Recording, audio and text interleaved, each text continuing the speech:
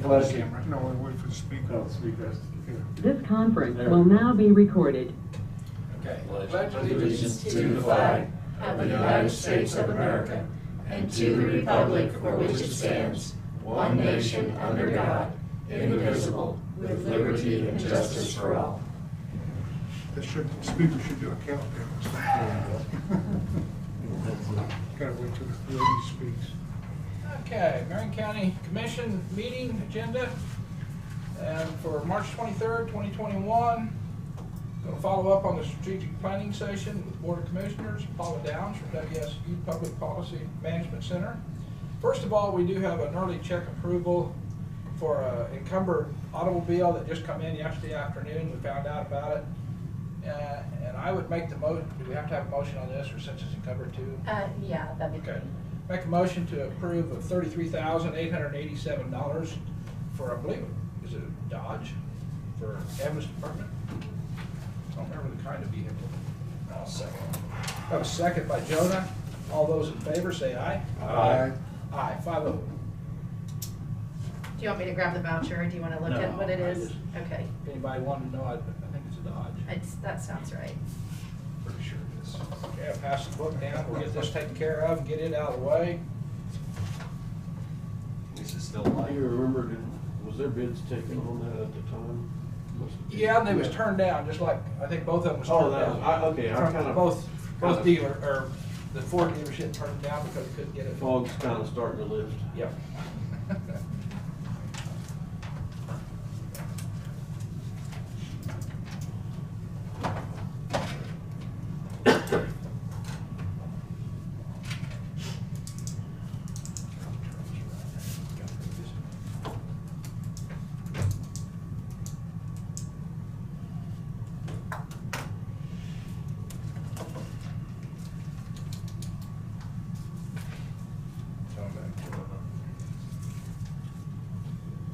All right, we got our business first taken care of. Thank you. The floor is yours. I'm back. I'm back. Thank you Good for having day. me back. Well, I don't know about that, but I did come back. So today is a great opportunity for us to kind of recap where we've been, and then to dig deep, a little bit deeper into where we can get some actual tangible moving forward. Here's how we're going to maybe proceed with some items, right? And give you some tools and ideas. I know last time we shared ideas about what we could or couldn't do. We shared information. So we're just going to continue that, and then hopefully at the end of this session, you all will have some information that will help you move some ideas forward. How about that? I gotta tell you, Paula, that you can take that off. I Yeah. mean, it's And muffled. yeah, your spacings is good and stuff like that, so we have no problem with that. Maybe they don't want to. Maybe. Okay. So we understood, and we talked last time, you guys came up with a lot. Your staff was great. They shared a lot of their challenges and what they see coming forward, moving forward in their departments, things that you're going to have to consider at some point probably coming to fruition.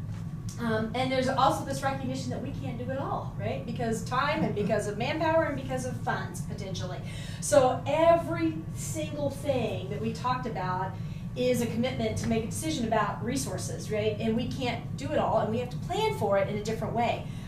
Because I know that sometimes if we're not planning, then it all hits us at once, and then it's a different kind of thing. So there's going to be trade-offs, right? And not everything that's important is going to get done because you have to prioritize. And so part of what we'll do today is that whole, what do we really want to do, and what do we really want to spend our time on, and how do we want to be effective in the next 6 months, a year, or even 18 months. So where we've been.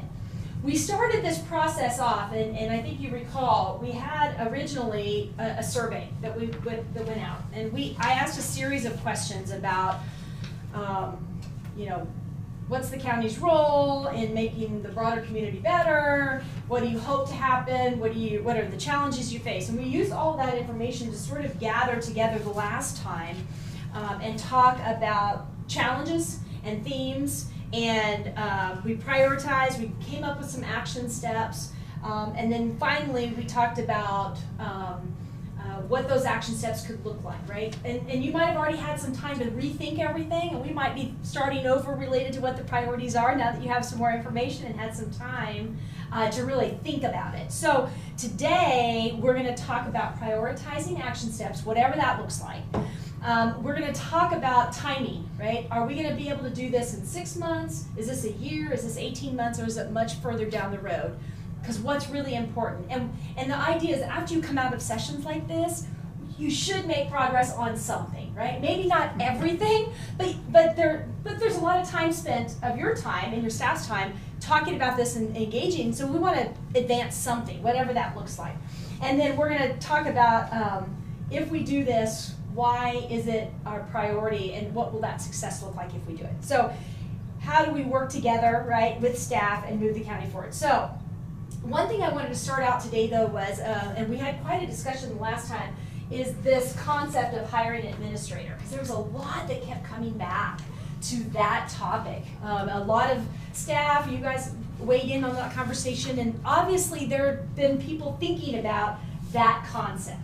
And so I said last time that I was with you that if you go down that path, the structure of how you all work will look different, right? It'll look a lot different. It'll look different for the staff, but it'll look different for the commission and how they operate and do business. So what I did, and some of this information you know, I put the statutes on the front, right? It gives you some guidance about the procedure, not only to establish the office, but also that you have to make sure that you hire somebody within a certain amount of time, which is the second statute. And then the third statute gives you some overview of the kinds of skills and roles that traditional county administrators play in their county functions. And so I know that you've seen this before, you've been through some process. Now, how you do this is a little different, and it might be some of our action steps about if you're gonna move this forward, what's it gonna take? And I know that you all shared last time about, you know, it wasn't probably marketed well when you attempted to do this before. You probably didn't have the same kind of conversations. But if this is a path you're going to go down, we can probably strategize about how that might look different the second time, okay? But then I went through, and generally speaking, okay, this is not set in stone. These are ideas. I just want you to know that. The general roles and responsibilities that happen in the administrator commission form of government, right, or organization. And traditionally, you guys are a little bit more hands-on now because you are acting as the administrator in a lot of ways. And a lot of the duties that a traditional administrator would fulfill are being distributed most likely across key department heads and your clerk and some of those leaders. So I put in there some general roles and responsibilities of a commission in this form of government. And that traditionally is as you become the visionaries, right? You become the planners. You become the non-day-to-day hands-on involvement in departments, right? I always used to say to our commissioners when they came on board, please don't go to a department without the county administrator knowing what's going on, and please don't direct staff without the county administrator knowing what's going on, right? Because we didn't, as staff, we didn't know who to listen to. And I think I told you the story, the public works person on the side of the road, 3 commissioners came by, stopped him, and told him 3 different ways to do one job or to stop or to go, and he didn't know if he was coming or going, right? And generally, your role is really the constituency, the citizenship, right?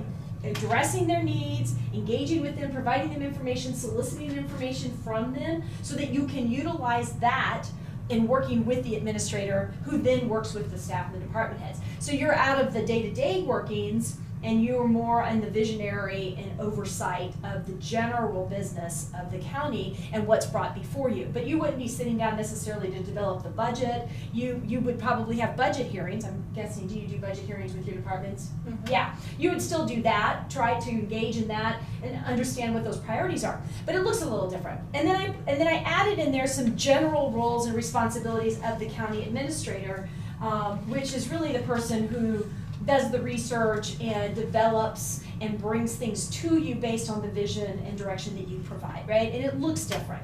And so I wanted you to have this information because I think that there's some opportunity if this is still one of your priorities to move forward, that you could really define, we could really define some action steps here today about where you go from here if this is what you're still considering, and how you could potentially do it. But I also, you know, when you haven't had this form of relationship and position to the commission before, I also wanted you to know that there's going to be things that you guys will do differently for sure, and that this new role could potentially change how you do and what you do currently. And some of you who've been on the commission a really long time, that's a loss, right? That might be giving up some things, right? Not that I always say, who's the control freaks in the room? And everybody raises their hand, including me, right? But it'll change the relationship of how you do the day-to-day business of the county. So I wanted you to have that information as sort of a starting point when we talk about that action item, and see if that's really a path you want to go down. Before I go, do you want to talk about anything on there? Any questions, any concerns, any comments? On the information here, Yes. no, I haven't looked it over enough on that to, That's okay. But I haven't got down through it far enough. That's okay. And generally speaking, do you have any, oh my gosh, this is a terrible idea, Paul, we're sorry we ever said it, or? Well, no, it's a great idea, it's just, it is gonna take a tremendous change in mindset Absolutely. of Oh, us. anybody, yeah, of course, and if you've been an elected official a long time, even in other roles, right, that's a different hat to wear. It's not, you know, you will not probably see every department come to every commission and give you updates about what's going on in their department. That would never happen, right? You would probably receive information through an administrator based on what's important for you to make decisions around, right? But you won't know the day-to-day business of what's happening in the departments. And that's good and bad, right? That's a double-edged sword everywhere you look at it. But you know, on the other end, on the staff end, this is the person who's the top of the pyramid for them, right? They know exactly, and it's very clear what the organizational chart looks like. The duties are much clearer. They have somebody who can help them research and think about efficiencies and get coaching, right? And all those things that you all, because you're not here full time, right? And that's difficult. It is difficult. that, and then, and I just heard today something you just talked about, and of a commissioner thinking that they can go to a department head and tell them what to do. That, unless the commission votes on something, that should never happen. Of course. But I heard of it today, so it's something that has happened. Oh no, I don't know if it's happened here, but it's happened in lots of communities that I've been in. But that's how they engage, right? That's how they're used to engaging. Well, what I'm going to tell you Yeah. is this same person also said today that it affected their wanting to come to talk to the commission Oh yeah. by being, let's say, bullied. Okay. And so, can you imagine? I mean, I didn't know what was going on.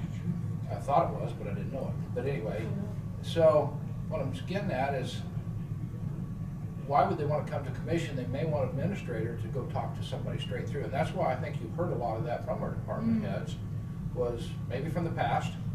And that's why we heard a lot of that. But it's the talk of administrator has been in Marion County for a while. Has it? So, but to actually hear somebody tell me today what has happened and why they was skimmish to come to the commission, it sure hurt my feelings today. Oh, that's too bad. I mean, Yeah. it's not good for the commission. Yeah, I just think it's, gosh, like anything else, it's the growing pains, right? Yeah. It's a different way of doing business. I think from a staff side, and I spent many, many years on the county staff side of it, I appreciated our manager because there was concrete direction provided, right, by a single source based on the visions established by 5 people who sat in an elected position. And you all hear a lot, right? You all have a lot of engagement with citizens, right? I can't tell you how many times as a staff person who said, I say something to them and they say, I'm gonna call my commissioner. And I'll say, let me give you the number, because, you know, please call them, right? They need to know. But yeah, I think that single source or that funnel of having that person at the top of the funnel who can funnel from you all, right, down through the organization and then set the tone, provide the coaching, provide the guidance, provide the resources, provide the knowledge to really get what you want done, right, in a way that makes a difference, in a way that helps Marion County. But it is a brand new way of doing business, right, and it is it is hard. It's loss for you all to do things differently, and it's also going to be a change for the staff. I mean, this is not easy. It's another dynamic to bring into an organization, although they were very favorable, I guess, a lot of them, in the idea of having that funneling person that can really help hone in on getting things done. So it'll work or it won't, right? I think the big sell in a rural county like this, even though we've got city administrators, the public perceives a county administrator as just another level bureaucracy. They start looking at us like, oh, you're like Topeka, or you're like something else. Yeah. And we already walked down that road once. Sure. And so, you know, the public has to be educated on what kind of efficiencies, you know, that kind of person brings, and cost savings and everything else. So. Well, and I would challenge that anybody who says that doesn't understand the difference between a county and city function, right? Yeah. That you have a city who has their own services, their own budget, their own tax levies, all of their own responsibilities, which are a lot different, right? They don't have a public health department, right? They tend to not have a sheriff's department or maintain a jail, and all those kinds of things. And so just them understand, I mean, most citizens don't know what they don't know. I've said this before. And it's that education of, there's a huge difference between a county government and the services that are provided through the county, right? They don't have the same kind of functions as a city. And even though the city of Marion, it might be overseen by a professional staff person, they have no authority over a county function, nor vice versa, right? And so you're right. I think marketing is a key thing, and understanding and educating the public about what those differences are, because they don't know.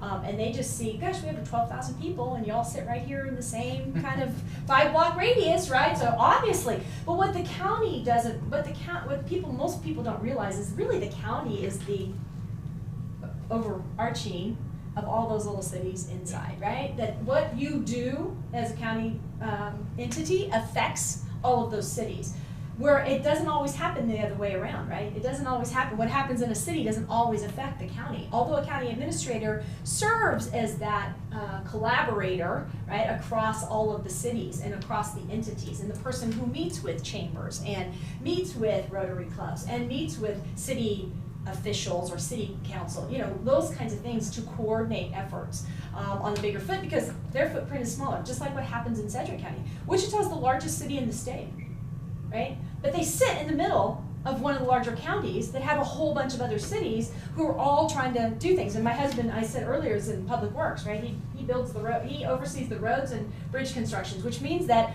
eventually the county road ends into a city, right?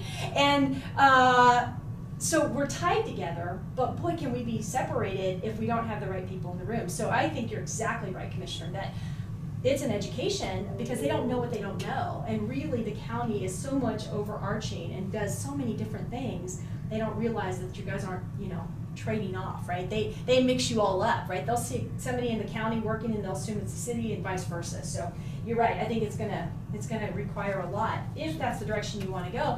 And if it's not the full-blown direction, then what do you do within the confines that you have now, right? If you do not want to take the city administrator road, then who becomes sort of that pillar on your staff, right? Who takes that day-to-day leadership role with some sort of authority to help direct and help negotiate everything that the department heads are facing, right? And not just assumptions, because we find in a lot of smaller communities, counties and cities, clerks, right, sometimes they're the only really, you know, sometimes staff, because by statute you have to have that appointed. And so I think that there's options that you know, if this is sort of a design concept that you want to move forward to, I think that there's different ways that you could look at it. But if it's going to be the administrator full-blown role, then yes, you all have to do a little bit more communication. It'll probably require some focus groups and some community meetings and some engagement and some feedback and some understanding on a pretty consistent level before this is ever moved forward. But if it's worth it to move Marion County forward, then those are steps that you'll take. And if it's not at this point or any point in the future, then it's not. But then how do you go back and think about the concerns of the staff? Because that's where this might be coming from, right? And not necessarily because there's anything overly specific, but just in general, right? That they may say, we need somebody to go to versus 5 commissioners because in my experience, I worked with a lot of commissioners when I was a professional. Each one has a different plan. Each one has a different perspective. Each one has a different way in which they approach things. And it's really hard as a department head to say, okay, I'm going to talk to each one of you individually and I get 5 different approaches. Now what do? Who's going to make the decision about where I move forward? And I think that's probably the base of the concern without any specifics. But As far as yeah. the hierarchy goes, I mean, it's pretty simple. The board, and then you got the administrator, and then you got the department heads. But something coming from a city, you can see it that way. It's top down. This is different, where you have other electeds, and how does Oh, yeah. that? And I noticed, like in Sedgwick, County. I think I'm talking to the clerk, and he, got a lot of conflict with the administrator. Just setting the record straight on how that hierarchy lays out. So the administrator is not up with the elected official at all, right? They're there to assist the other elected officials, correct? So you'll have the Board of County, the hierarchy there is the Board of County Commission, and then on an equal level playing field are the elected. So we have the treasurer, the clerk, and the appraiser. The appraiser's appointed, the registered deeds, election commissioner is appointed, but they serve as the Board of Elections, and the administrator. But where it becomes a little tricky is that, of course, the budget authority, the allocation of staffing, the HR, the finance, and all the other functions that make the elected body's offices function come through the county administrator. So it really is a partnership, right? They're not gonna walk in and tell Kelly Arnold, the clerk, you're gonna do this. But their hiring tables, their budget authority, their process and procedures all have to flow through, so to some degree, the county administrator to the elected body. So it's a tricky relationship. So if you look at the org chart, they're usually all even, right? But then their staff, yes, they report to that elected official, but when that elected official's gone, those people still work there.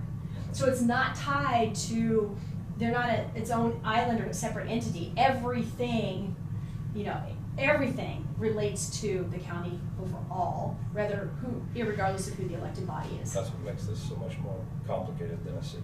Oh, no, not complicated. There's opportunity. Not complexity, opportunity. You lost points already, buddy. Well, when you think about it, there's a lot of lessons learned if you look at a larger county, because they do a lot of things right, and then there's probably some things they get wrong. Central County has 3,000 employees, right? So there's an acknowledgement of how it kind of works and why a manager is critical in that instance. In a smaller community, it's just those roles and responsibilities can be designed, right? They can be designed. But when you have other elected officials, it's only that elected official that's elected. All their staff is hired in, they follow all the same procedures, they get budget authority from you all. It's not like they are on their own island. And they still have to move through the processes and procedures. A lot of times they'll present their own items at the board, right? And produce their own reports to the board. But you're right, they're independently elected. Their offices, though, are county employees in county offices, so it's a little interesting. Opportunity. Here we go. So, all right, I'm going to start today because I didn't ask you this last time, and we didn't consider this in the fold, so to speak. So you all got elected, you all chose to run for this office, or got voluntold at the local diner, or whatever it is. We can't find anybody else. Please, please, please, right? Run. So what's your legacy project? What is it that made you want to be elected? What is it that you wanted to change or develop? Right? Because everybody that gets elected usually has some sort of a legacy project. What were your legacy projects? Or legacy, what did you want to leave behind? Why did you want to be here? I'll start it off, I guess, and just tell you, coming from a city, and council and then mayor of a city, I had some little things there that I wanted to see the city improve on. Okay, so then you get interested in the county and you look at the county, well, how can I improve the county? Well, that becomes bigger challenge than what just a city, something small. So the biggest thing I come in to do is just to make sure that all people are treated equally, from north to south, east to west. And if I can accomplish that, that's a big thing for me. And you mean equally in that they all share and get the same services? Yeah, Okay. if the road job gets built in northwest county, the southeast county should get somewhat looked at too. Okay. And that's the thing that I treasure. Okay. Thank you. I'll go on this end.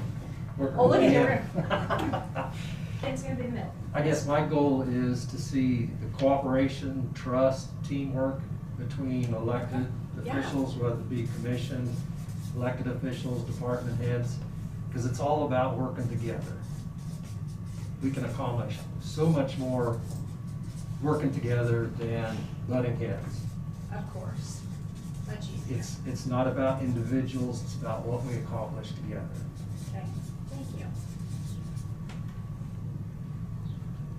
Mine was to improve efficiencies wherever I could contribute to be, and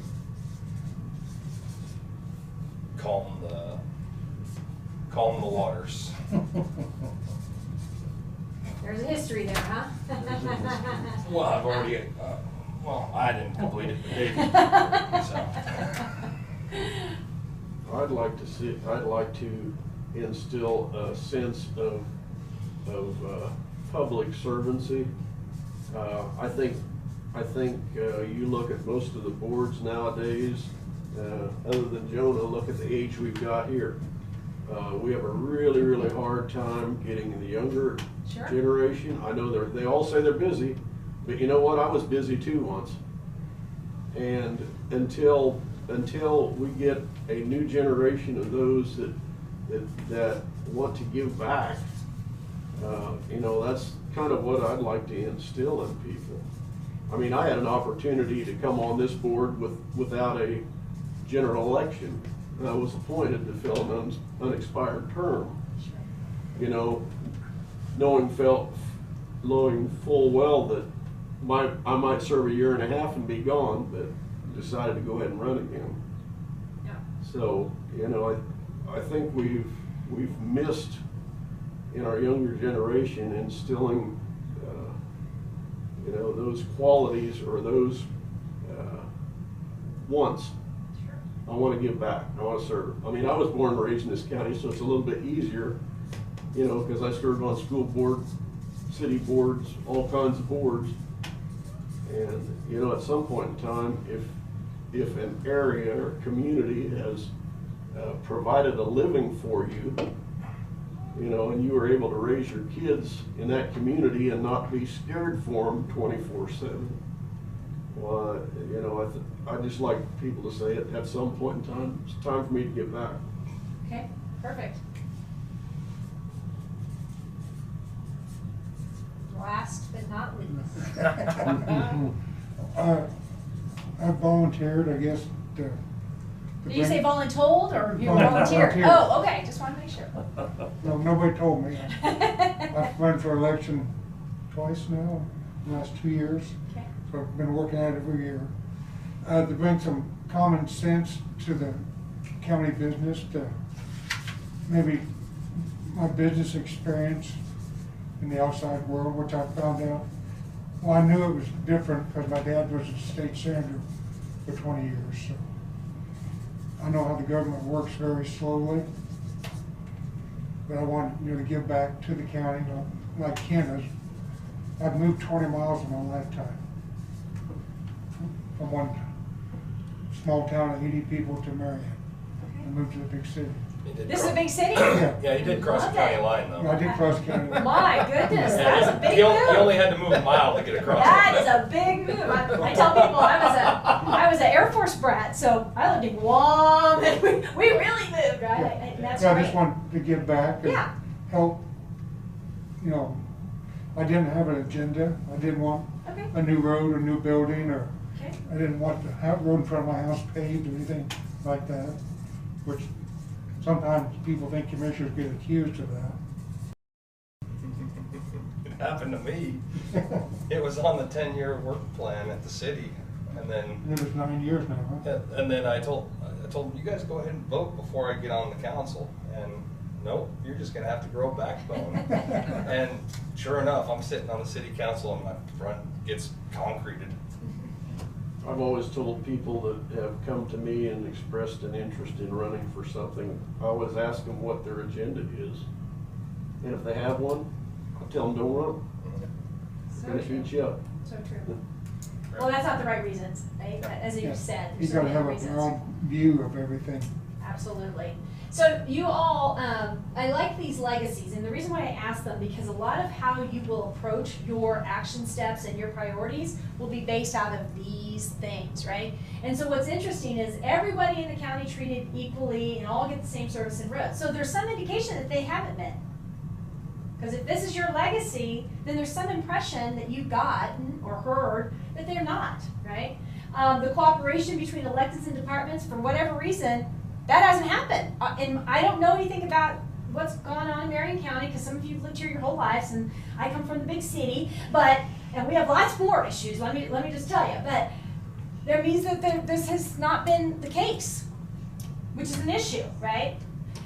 Improve efficiencies. You're assuming that there hasn't been efficiencies. So that's an issue potentially, Well, right? there's been efficiencies, it's just, there's always room for improvement. Ah, now he's coming out. There we go. There we go. But there's some impression that True politician there. you can bring that skill to this, right? There's some assumption that there's not as much as efficiencies as there could be. Well, potentially be. public perception of government, we all know that is. Probably the most Oh, inefficient not true. thing there ever Not was. true. Not true. Not true. Stir up the water. Except I calm the water. Except for our, I'll make an exception, except for our county clerk. Okay, there we go. We have Hopefully there are very, no other very- department heads listening on this call, and they won't listen to that. But you know, when you say instill a new civic pride, or getting people involved in public service and the younger generation, right? There's some assumptions that they're not interested. Well, they are. They just do it differently than what we ever did, right? And then there's something about bringing. I like it when people say bringing common sense to county from a business perspective, right? You're assuming that they're not maybe considering some of those business perspectives. So even though you don't have specific projects, there's a frame here that gives you the opportunity to look at the action steps and some of the priorities we talked about to see how we influence that based on your legacy projects. And if you know that this is where you're coming from, just understand that this is the lens that you're going to be looking at things through, right? And that's okay, because we haven't probably done a great job engaging people in the same way. I mean, when we have a commission meeting in Sedgwick County, the room's full. Right? They're having a staff meeting right now where all the commissioners come and all the department heads comes, and the press is there. Part of that is to keep an eye on you, but part of it is because there are issues that are facing, but there's so many that don't show up, right? There's so many that aren't there. So lots of good stuff. Okay, so I brought back with you, this is the report that you guys got provided ahead of time before we came back, and it's a summary of what we talked about last time. And we're not going to go through everything, but we had the major challenges. We talked about the challenges. We talked about what you did well, what opportunities we should be approaching, and what we should stop doing, right? We had a lot of conversation about that. And then we narrowed them down into 4 themes with some action steps. And so the themes in here are the economic development, recruiting and retaining businesses, which is on page 3, themes. Hiring an administrator, right, to develop and communicate and build those partnerships, planning, etc. Looking at the diversification of funding, right, exploring grants, exploring new ways to bring funds into the county, and then planning, which encompassed a lot, right? This idea of doing an organizational assessment, which gets back to Commissioner Garing's thing about efficiencies, right? How do we analyze our county and our business? And then developing a capital improvement plan process, which means that you start putting some of those things that you've really wanted to do in a way across the horizon, and you start planning for that, both in funding and for other things coming up. And then developing the strategic plan, which we're doing a mini version of this through these sessions with a little bit of goals and vision, thinking about staffing, and then alternative service delivery options. So those were the major themes out of that. And then from there, we talked a little bit about some of these key action steps, right? And so when you have four themes, and all together, there's probably 20 action steps, right? Which is way overwhelming, because when you think about every individual action step, underneath that is about 30 things you got to get done, right? Underneath that, which means that 4 themes, great. 20 action steps mean about 40 or 50 or 60 or 100 tasks over a certain amount of period of time to get them accomplished. So some of what I want to talk to you all about today is, what are the real themes, right? What is it that we really want to pursue? And from there, what are the priority action steps? And we'll probably uncover a little bit more action steps now if we talk about something a little bit more narrowly, because we talked a lot last time. So, any thoughts about the themes? Right? Any thoughts about the themes and where the critical focus might need to be in the immediate, right? And sometimes you have a little bit of, do you look at this internally first? Do you look at the external things first, right? Where can you have your best and most success early on related to these things? So let's talk about these things.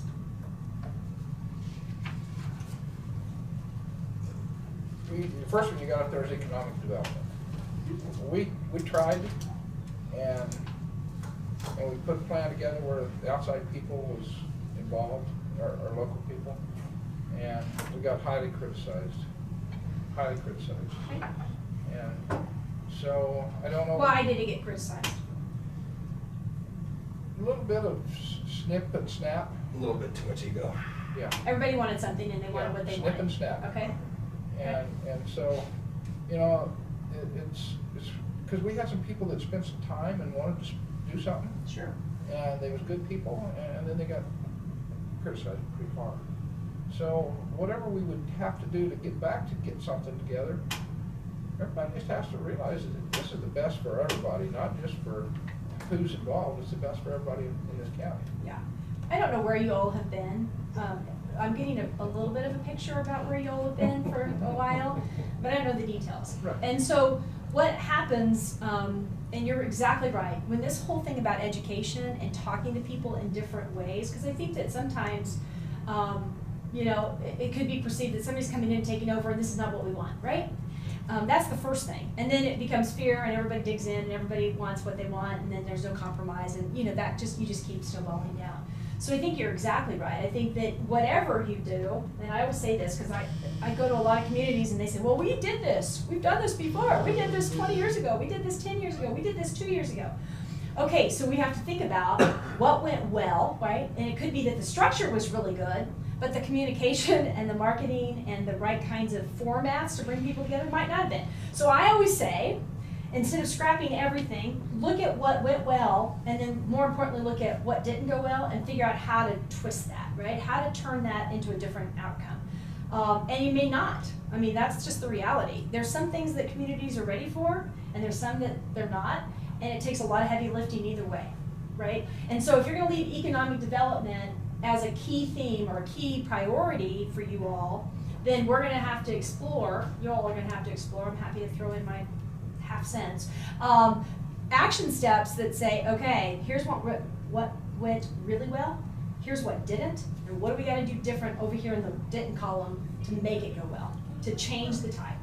That's a huge evaluation piece. Did we discuss the other day what's possibility of Marion County might be father keeping? We did, didn't we? Didn't we talk about it down there? Yeah. That's something that's going on that I'm hearing more and more maybe happening about Catholic father in the war. It's They may come happening back. now. Yep, May come to Pilsen someday. we've been hearing it for like 2 or 3 years. Yeah. It's been It's They've been working at it for a long time. It's a It's been a lot of long heavy time. lifting, yeah. But I think that's something that we may want to use as our economic development pattern if it continues to grow. Sure, So, of course. One of the issues though in a rural county like this, our two biggest communities have their own economic development. Mhm. And so how do you mesh with that? Because you may bring in a potential employer or something. I mean, how do you keep the communities from fighting over it, and then the business says, I don't need to deal with that, they're all fighting with each other. We have the same, that happens everywhere. Everybody wants it in their community. They want that tax base. They want that information. And I guess if you want to, if economic development is a key theme and you're really interested in it, maybe you just take some of the simpler steps, right? Maybe not develop your own, but maybe you go to those cities and talk to their economic development and see what their efforts are and see how the county can partner, right? What can we do to support that? Can we talk about things? Can we, whatever it is, fill in the blank, right? And give you some idea about how to support it rather than create it on your own, right? That's a possibility. That doesn't mean you have to jump right in and do everything yourself, but you can say to yourselves, we're going to talk to the cities, and we're going to talk to the economic development people or the other city council members, and we're going to say, we're here, what can we do? Because it affects us and it's only good for us too, right? And if everybody's doing their own thing and there's not enough collaboration, that could divide the ability to bring people in to the county, for sure. Or it may not be a theme at all for you guys, right? You might say to yourself, man, there's some other things that we really want to get a handle on first, and this is not one of them, because it's too big. And it's hard to know how to do it as a county, right? Do you know in other counties that have a tourism conventions, are they an arm of the county? Not They're usually. non-profits mostly, aren't they? They call them quasi. More chamber. Some of them are funded, provided some funding from local governments, entities. County. But it's not, Transportation. like the Visitors Bureau in Wichita does not sit in county or really the city of Wichita. It's its own entity, but we participate by fund, right? We participate Because a lot of that is first step. You get people to come visit your community or bring a celebration or something, then somebody says, man, this is really neat. There's some Yeah. neat facility. And then, because I've always wondered how much time should a rural county commission give it economic development. It's Yeah, a we want great it. question. We want it, but is But that how do you do it? is Yeah. that our prime? Right. Well, yeah, you'll have to answer that regarding if it's your prime. I think that if you don't know enough to know, right, then maybe you talk to some other counties about what that looks like, right? And how do we do it? What do we do? How do we do it? How do we support it? Do we do it on our own? What part do we do on our own? Right? There's a lot of economic development is this whole own department. Yeah, I 'cause can we have a tell you lot of that. assets in this county, Yep. recreation-wise, especially with lakes and stuff. But who's out there Promoting it, promoting it? correct. Whether lakes, the schools, Well, We got there's a two lot of things. things. I'm just talking about some Yeah. assets. Or Yeah. there's So- swimming pools. Yeah, economic development is a big elephant, right? It's a big elephant, and you just take those little bite sizes. And if it's important to you, it might be that you put it in the category of exploration, right? Talking to other people, getting some ideas, thinking about what other counties are doing, not just the bigger counties, but the rural counties, and not just here, right? There's a lot of ways to research and reach out to other communities about what they're doing. I mean, there was a small community, for example, in Missouri, and there was one, I think they had 5 businesses, 10 businesses on Main Street, and she ran a quilt shop. Well, for whatever reason, she invented some unique quilting stitch or something that was all the rage. And she was 60 years old, got on YouTube or whatever and started demonstrating this. Well, then all of a sudden, every quilter in the world started coming to this city because she was the guru, right? Had this little tiny quilt shop on Main Street that had about 10 other businesses maybe. And now they've had to build hotels and restaurants just to accommodate. They've got some B&Bs where ladies come and stay for the weekend. And it turned out to be its own little, microtourism kind of thing. So you just never know what the next thing is, right? And so exploration might be a good thing. And you said too that you had people here, professionals here that are very talented, that might have patents, might have copyrights, might be doing stuff that would bring people here for seminars or conferences, all those kinds of things. I think I mentioned last time in St. John, I was there with the board, just like you, and the clerk said to me, Blake Shelton's in town, he's hunting. I said, what? And we're here? Let's get in the car. Who's going to take me out there, right? You just never know what the one thing is. This Father Capon thing, wow. That could be, so how do you support that, right? If that's the one thing. Who's talking about the lake? So you can go as big or as small, but I just wanted you to think about in tandem, this is where we've gotten to, right? And we know that we can't do it all. There's no way. You all can't, your staff can't, it's just too much. So I just wanted to know if there was some things that we could put into perspective if we needed to, and think about the themes. If there's something that should not be, I say we can either focus on it or we can put it in the parking lot, right? Not that it will go away, but that there's some things, if you don't want to tackle economic development, then you put it in the parking lot and you say to yourself, okay, here's some things that we could do, or we're just not going to do this right now, this is a year from now or 2 years from now. Or it's right now and these are the 3 or 4 little things that we can do to get more information.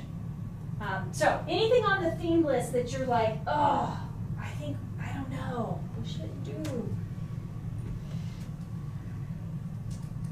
Well, one that you better have on there, no matter whether you want to or not, that's your bottom planning one. Okay, so we like the idea of this planning, because this is all internal, right? And it sounds like to me that there might need to be some healing internally. I don't know, I'm getting the impression. I don't know the details, and I don't want to, because that way if somebody asks, I can plead the fifth.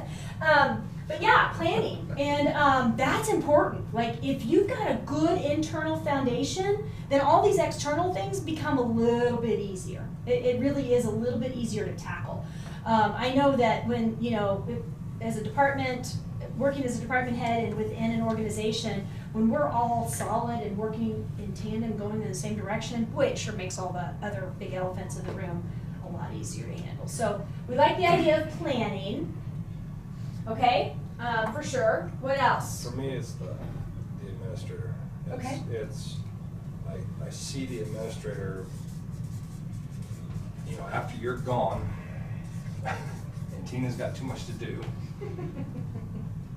as being a key role in getting these other themes.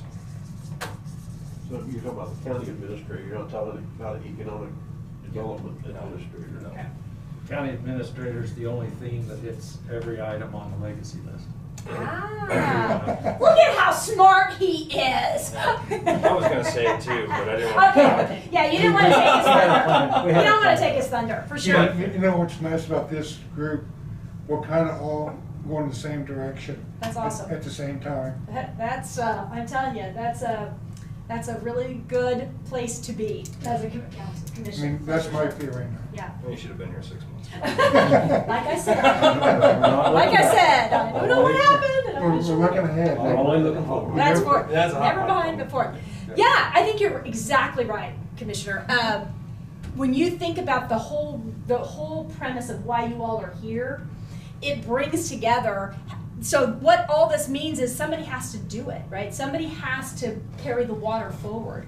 And it can't be you, right? You have a full-time job in the sense that you are here to engage with the community, here, provide information, support staff, do the best business in hand, but all these efficiencies and building this cooperation and building the internal departments and making sure that the projects are equal across the county and that we're thinking about the CIP and all that and how we bring people along, because you all had a great conversation last time about how do we invite citizens into county government, right? How do we bring young people in? How do we work with the government teacher at the high school to say, this is a profession, and it's a darn good one. I've been in it for 30 years. I love it, right? They still teach that? They do teach government. Thank goodness, right? And then common sense, right? Bringing this whole idea of how do we do it and do it better with the resources that we have. And I think you're exactly right. I think that your administrator lends itself to this kind of on that. And I just want to make one more comment on the administrator. Sure. Tina's done an outstanding, fantastic job, but she's doing 2 full-time jobs. I told her, I said, I don't know how you do it. Yeah. I'm running with scissors with my hair on fire as it is, and so I know hers is, right? But Yeah, it's in no tough. way is this a reflection. Yeah, of course. No, has nothing to do with that. She might be the next administrator for all you know. She might, You know? You just never know. I don't think she wants to work for them. She's like, please don't Yeah. hire me. Please don't. Yeah, right now she's in control. She's got you guys, I'm just Yeah. saying. She knows where all the bodies are buried, right? Yeah, I think you're right. I'm feeling a little uncomfortable. Take a short break. Take a short break. Cut the camera. Okay, so we've got planning and administrative. Those are internal, right? You're leaning towards this whole internal so that you can be external a little bit better. So do we want to spend some time at least thinking about these 2 areas initially? What do we think about, I mean, economic development is still there, and then diversification of funding was the other big thing that came out of that, or the most important things. We talked about a lot of other things, but those were the. Well, funding really comes under these 2. Okay. Yeah, we're starting to fit the categories. Okay. Okay. So I put in there too.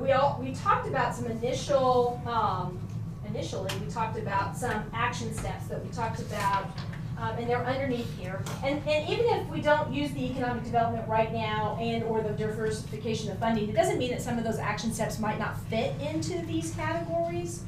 And so let's talk about priorities and the action steps related to that, because I'm guessing that these are good, but we might be missing something from them. So let's just talk about we mentioned planning. Well, let's just keep going with the administrator.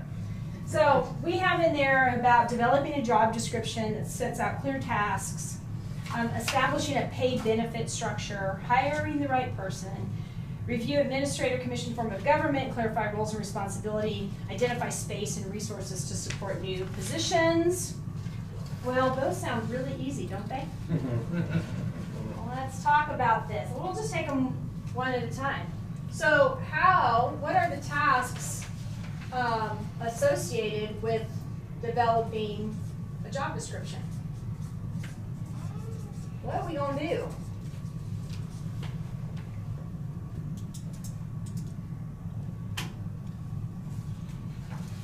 We have to identify the roles. Okay. The role. Yeah.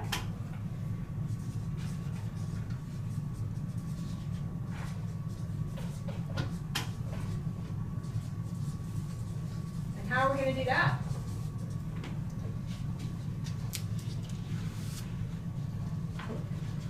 I like to provide detail. That way you guys have a roadmap. How are you going to do that? How are you going to decide what you want this person to do? Well, I think that's what we get down to is, since we have elected officials, is this administrator going to do anything for them in their Okay. departments? Okay. Well, that's the role and the task responsibilities Okay. for sure. Okay. Yeah. I've got a question. Who's the elected officials? Whose employees are those? Are those elected officials or those are our employees? They're paid by the county I know that, but and HR and everything that goes along with that. Oh, you mean who? You're like a department who head. has control of them? And From I think what those are sense? regarding to the elected officials. Yes. Under the other departments, Tina's employees, sheriff's employees, lawyers' employees, the other employees in there. And are you talking about, is that what you're talking Yeah, about? I mean, if we make a decision against the elected official, I mean, Mhm. I don't know what we would do, Yeah.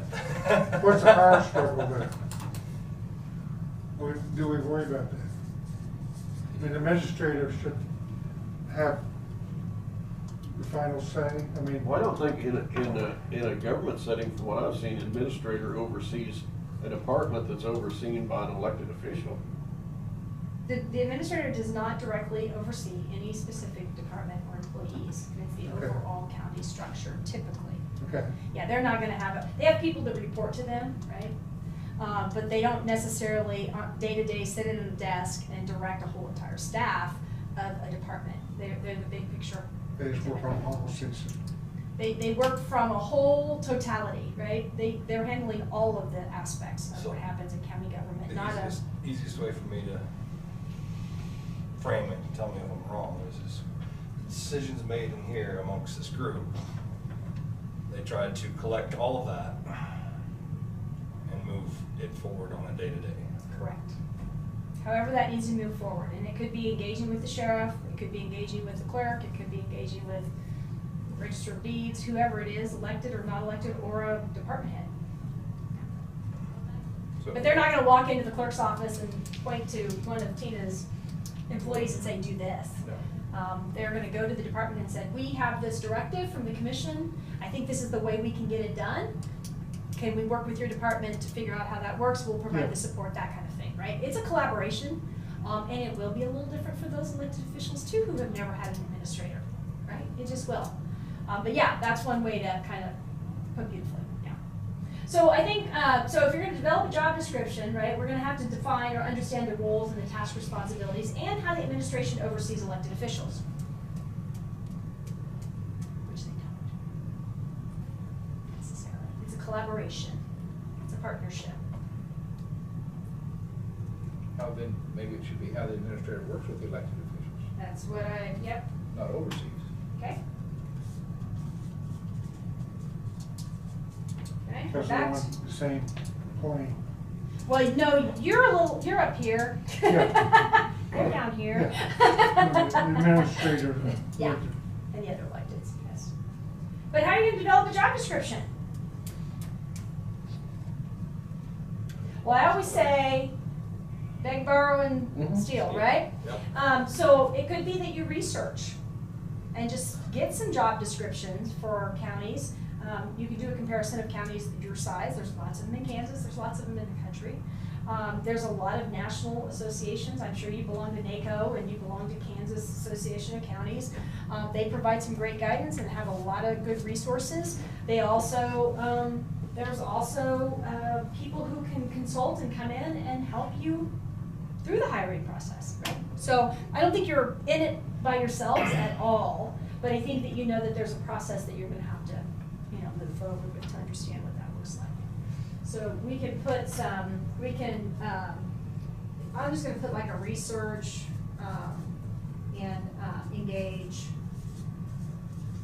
with associations to assist in pulling together job descriptions that already exist. Because that might be helpful. It'll sure tell you what you don't like and what you do like. There might be some things on the list that I provide, it's like, Paul, I don't know what you're thinking of, I'm not giving that up.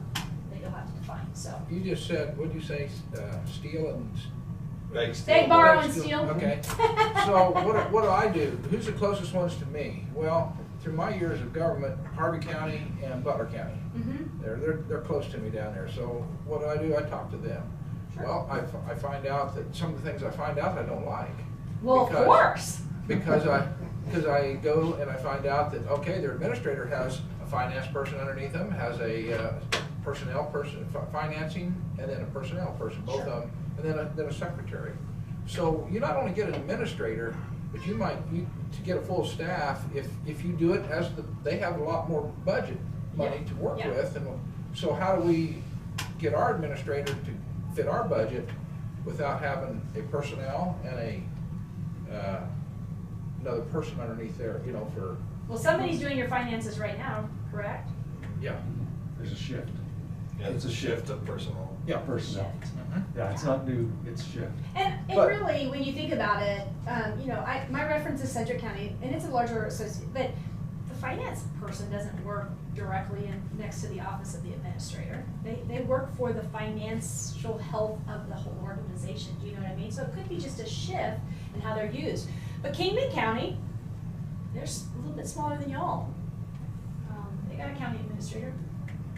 That's something that I have not got a hold of, is what you just said, is a Yeah. county close to us, our population-wise, maybe our budget-wise, and see how Yeah. we're doing. There's 105 counties, and I'm sure that there's some that, they're not exactly, but they'll give you a sense of what you know. You all know your county better and how your government functions better than anybody, and along with your department heads. And so maybe you, beg, borrow, and steal, right? Just bring it in, so you at least have some sort of framework. I think that would be helpful, like you said, if you've been talking to people, some sort of framework on what it is that they will be doing and how you utilize the staff that you have in a different way. And your org chart may look different. It may look different. And it may just be exactly the same, except now they have somebody that they can go to or funnel down through to realize some different things. Absolutely. There's only one map, Marion County. You all are your new, unique little snowflakes, right? So you're not going to find a cookie cutter. It's impossible, because you guys work different, your staffing is different, your county looks different. Even other rural counties won't look exactly like you. So I think that you just take what you need and leave the rest. Yeah, for sure. And it might also be, and you want to kind of be familiar with what's in Kansas, but it doesn't hurt to see what happens in the neighboring states either, right? Nebraska has the same sort of rural kind of districts. I mean, they have some big, large states. And it may not work, but there's lots of job descriptions out there. And like I said, you've got 2 great county associations that can really be helpful and provide you information and resources as you go down this path. But it's a matter of doing that, right? And so here we are. I just want to point out something. We're on the first theme, and we're talking all this just to develop the job description, right? There's a lot involved in this. And that's why I just wanted you to be able to talk through that so you understand how much work it is just to do, well, hello. Mr. Beneke. Just to get to this point, right? There's a lot of work. And then more importantly, we're going to talk about all these action steps. Who's going to do it, right? Who's going to do it and when? So we're going to talk about, I'm going to put beg, borrow, and steal, but that won't be in my report, okay? Okay. That'll remind me to say, go out and look at the existing job descriptions.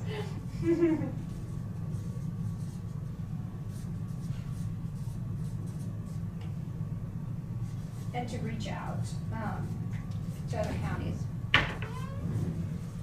And what I find, and this is a great thing is as you do some of this, it's okay to invite people in. I just want you to know that you don't all have to do this, and your staff doesn't all have to do that. You might have some people that you will in the community that says, hey, we're thinking about doing this. What do you think about coming together and helping us do some research and evaluating some job tasks and looking at a job description? It doesn't have to be everybody in-house doing everything, because you all are doing everything too. So I just want you to know that there's some other options to doing this work. I've never expected, but after we got voted down by the jail, by the public, we put a committee together, and the committee was from everybody except for government people at that time. It worked. I mean, to bring a plan back that the voters could vote on that would fit. That's what they said they wanted, was a fits Marion County, and so that little task force did real good. Sometimes people want it to be their idea. Tina helped out quite a bit. The same with the Spark. I heard some of the people that weren't part of the county or whatever talk about how they just didn't really fathom on how much it had to be, and steps and hoops and things that just, why can't you just get it done, So it's good for some of them to see that. Yeah. That's the thing, and when someone does try to just get it done, it kills it. Yeah. It's gotta be a slow, methodical process. Sure. You have to think through every step and how you communicate and how you engage. And I mean, we agonize over who do we even invite in the first place, right? And you can do you all have connections. You've got other commissioners in other counties that you can reach out to. You've got city manager, a city administrator, I'm guessing in Marion. Do they have some? Who knows this county too, and the people in this city. So, I mean, there's lots of resources. I'm just saying, you don't have to go alone. There's lots of resources. Okay, anything more that we want to say about just developing a job description? Because I want to leave you guys, when I leave here and go back, I want you to have tangible, what can we do, right? So you're not thinking about this in 6 months from now about how do we do this, right? I want you to have some changes. What else?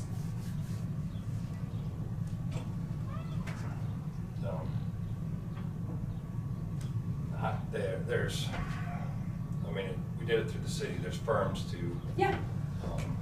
basically Absolutely. get this done for you. Yep. Again, you're not reinventing the wheel. No. Exactly. It's been done before.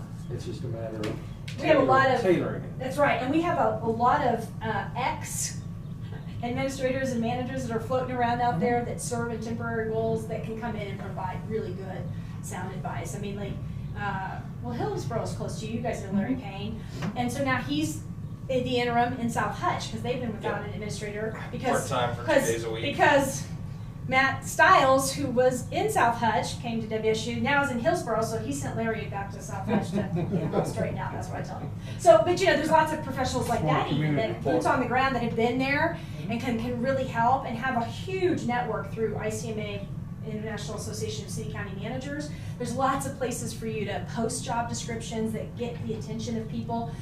3 universities all have public administration master's programs with students coming out of school well-trained and well-educated that can likes the idea of coming to a smaller community to really be a part of it, right? You might find a homegrown person that wants to come back and do that work. So lots of opportunities, and everybody says, well, Marion County is a small community. Yeah, but gosh, you got people living here. There must be something good about it, right? There's people coming back and there's people staying. And you got lots of assets, and I heard that maybe you have another lake that I might get tempted to come, right? Got 2 lakes, I'm in. But yeah, you're right. There are firms and people in Kansas that have been around a long time that know. You didn't know we have 2 lakes? Yeah, that's why I said, like, you guys were tempting me. 2 lakes, I might be in. Yeah, and people. I'll just put people because there is an association. We have the Kansas Association of City County Managers, and then ICMA is the larger, and they reach a lot of people. And LKM, even though they're the cities, we have a lot of people that come between the city and county government all the time. So lots of resources in Kansas for helping you guys. So I'll what, add those to change your- gears just a little bit, but what would be your thoughts on a transition administrator? Wow, that's a good I mean, to question. kind of start up, lay the groundwork, someone that's had experience. And it could be that you could find one of the retired that could come in and help in some areas. Just what are your thoughts, pros, cons? Gosh, they're. Put me on the spot. I know, I love it. That is a valid question. Is that a bad idea? Is that a good idea? It's hard to say. Depends on the county. It does. It depends on. You all have never had one before, right? That's the thing. But whoever you hire will be an experienced person, right? They will come with the skills needed to do the job, and you'll hire somebody that works the best for you all. So I don't know. You're starting out fresh like that, why would you want a transition? Because you're not transitioning from anything. Correct, there's except what nobody you do. here now. You could have an interim if you wanted to start, but you don't have that now, right? It's not like there's a position that already has budget authority Right. that's leaving. Right. You're starting brand new. And I don't know that you, having been brand new, you might not want to taint the water in any way either, right?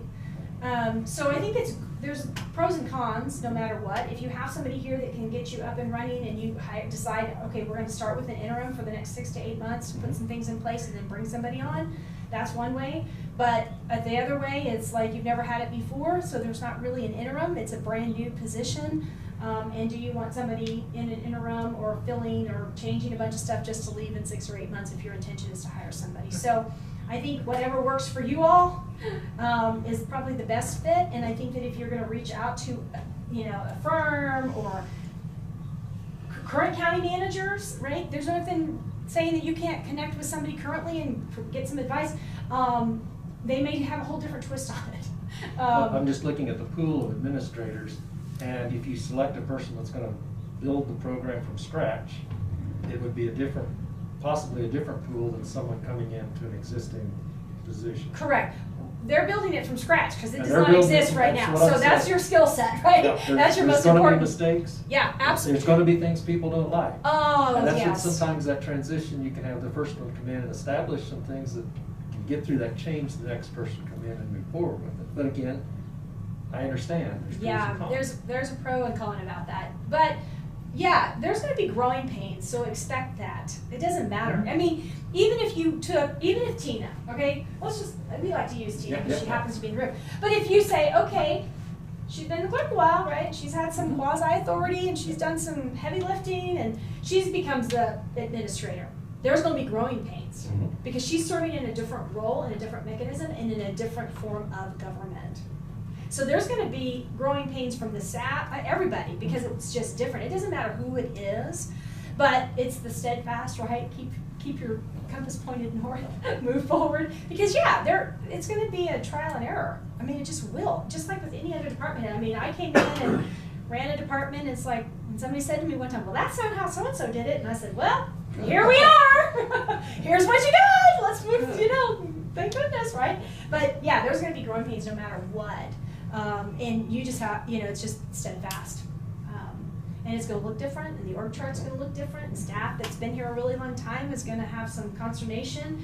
Now, will they, do they take it better from somebody who's in-house versus exterior? It's hard to know. We've had all kinds of varieties, right? We've grown. We came from Sedgwick County, we had a manager for almost 29 years, right? Most of the people in their career was under this one manager until we got the next manager. And it was chaos as far as we were concerned, right? He was a 3-star general, retired, came in, and boy, did it look different. But you know what? Good things happen, not so good things happen, growing pains, not so much growing pain, right? You're gonna get it no matter what, right? And so I think that there's no good answer. I'm not trying to avoid it, there's just no good answer. And I think that the more you know about what you want and what that job description looks like, then they're gonna come in and create some ideas and some things that probably you haven't even thought of. Yeah, for sure. A lot of that. Yeah. Okay. And people. Anything else just on the job description piece? Because that was the first action step, which I think is good. We can always come back to it, no worries. I'm going to flip today. Okay. Then the other thing is the pay benefit structure, right? That's a budget concern. And so I'm guessing that a lot of the same mechanisms that you had over here go along with how you develop that pay structure. Because it will look different. And it could even fit into this conversation about efficiencies, right? Where are we spending the money now? What do we shift? What do we add? And of course, like this commissioner said too, what do we have to add in order to support that role? So I think that you'll have to think about support, and then functions from a cost perspective. I think that's critical. But it's probably a lot of the same things, right? Beg, borrow, and steal. Talk to people, understand what it looks like, understand what it looks like in your budget, because that's going to be your first. That could be a non-starter, right?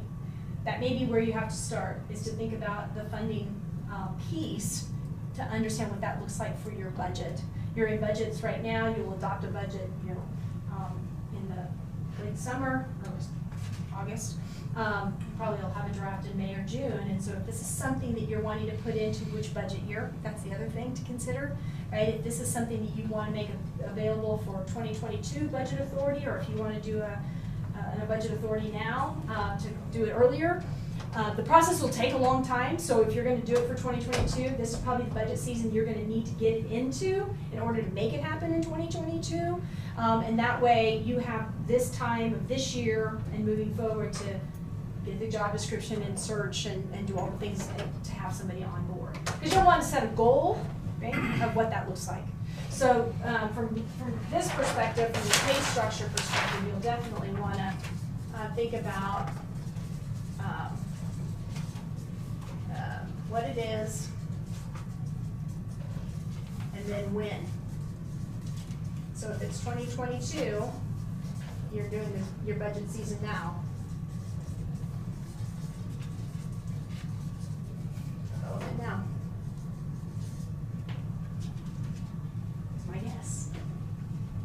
that's a question you'll have to answer right off the bat. Because if you're gonna wait until the next budget cycle, and hiring somebody in 2023, right, then this may not be the exact priority right now. You might wanna you may need to pay attention to something else over the next year until you get to the next budget cycle. So that's a critical key that you guys will probably have to talk about.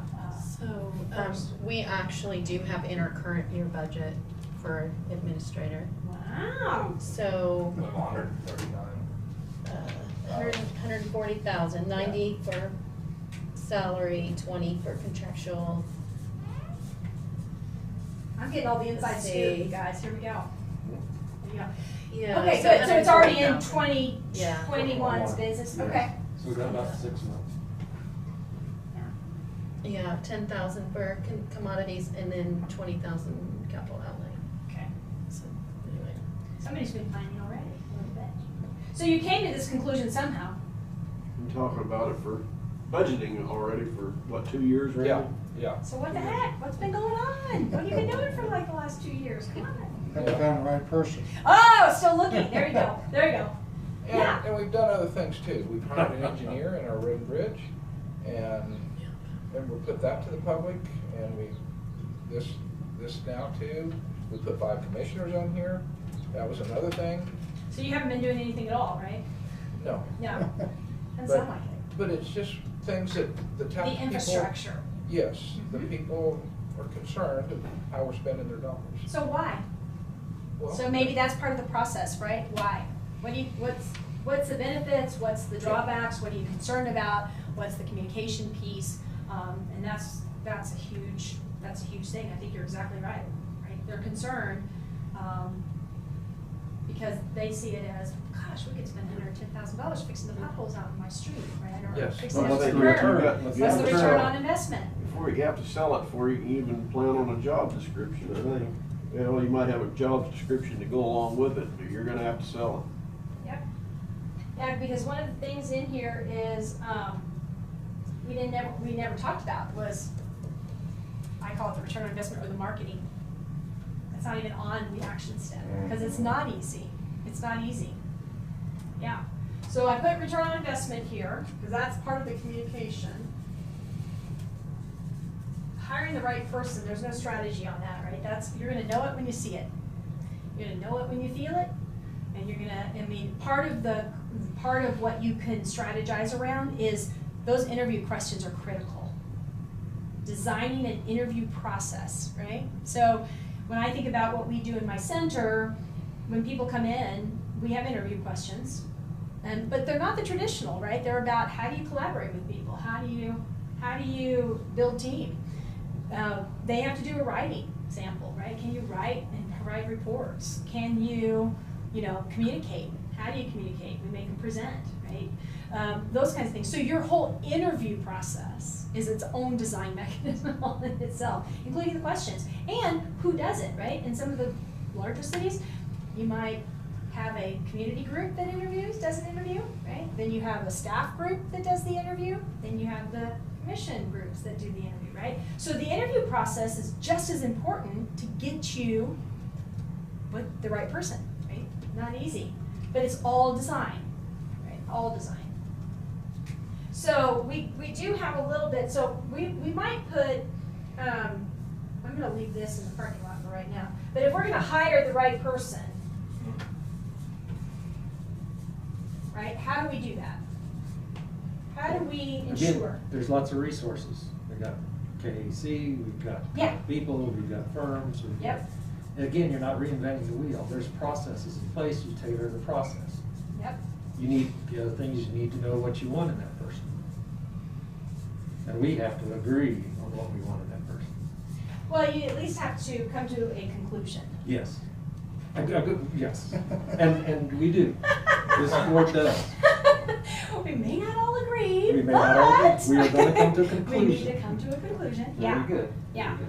And I think that if you might want to think backwards, right? You might think about, like you said, think about the process and what that looks like, so that when it comes back, you think, oh gosh, we're going to get to we're gonna get to the person that we are gonna agree that is right based on how they respond to the process, because that's really what the interview is. What I see right now is in our Marion paper this week is an application from Erie, Kansas for city foreman.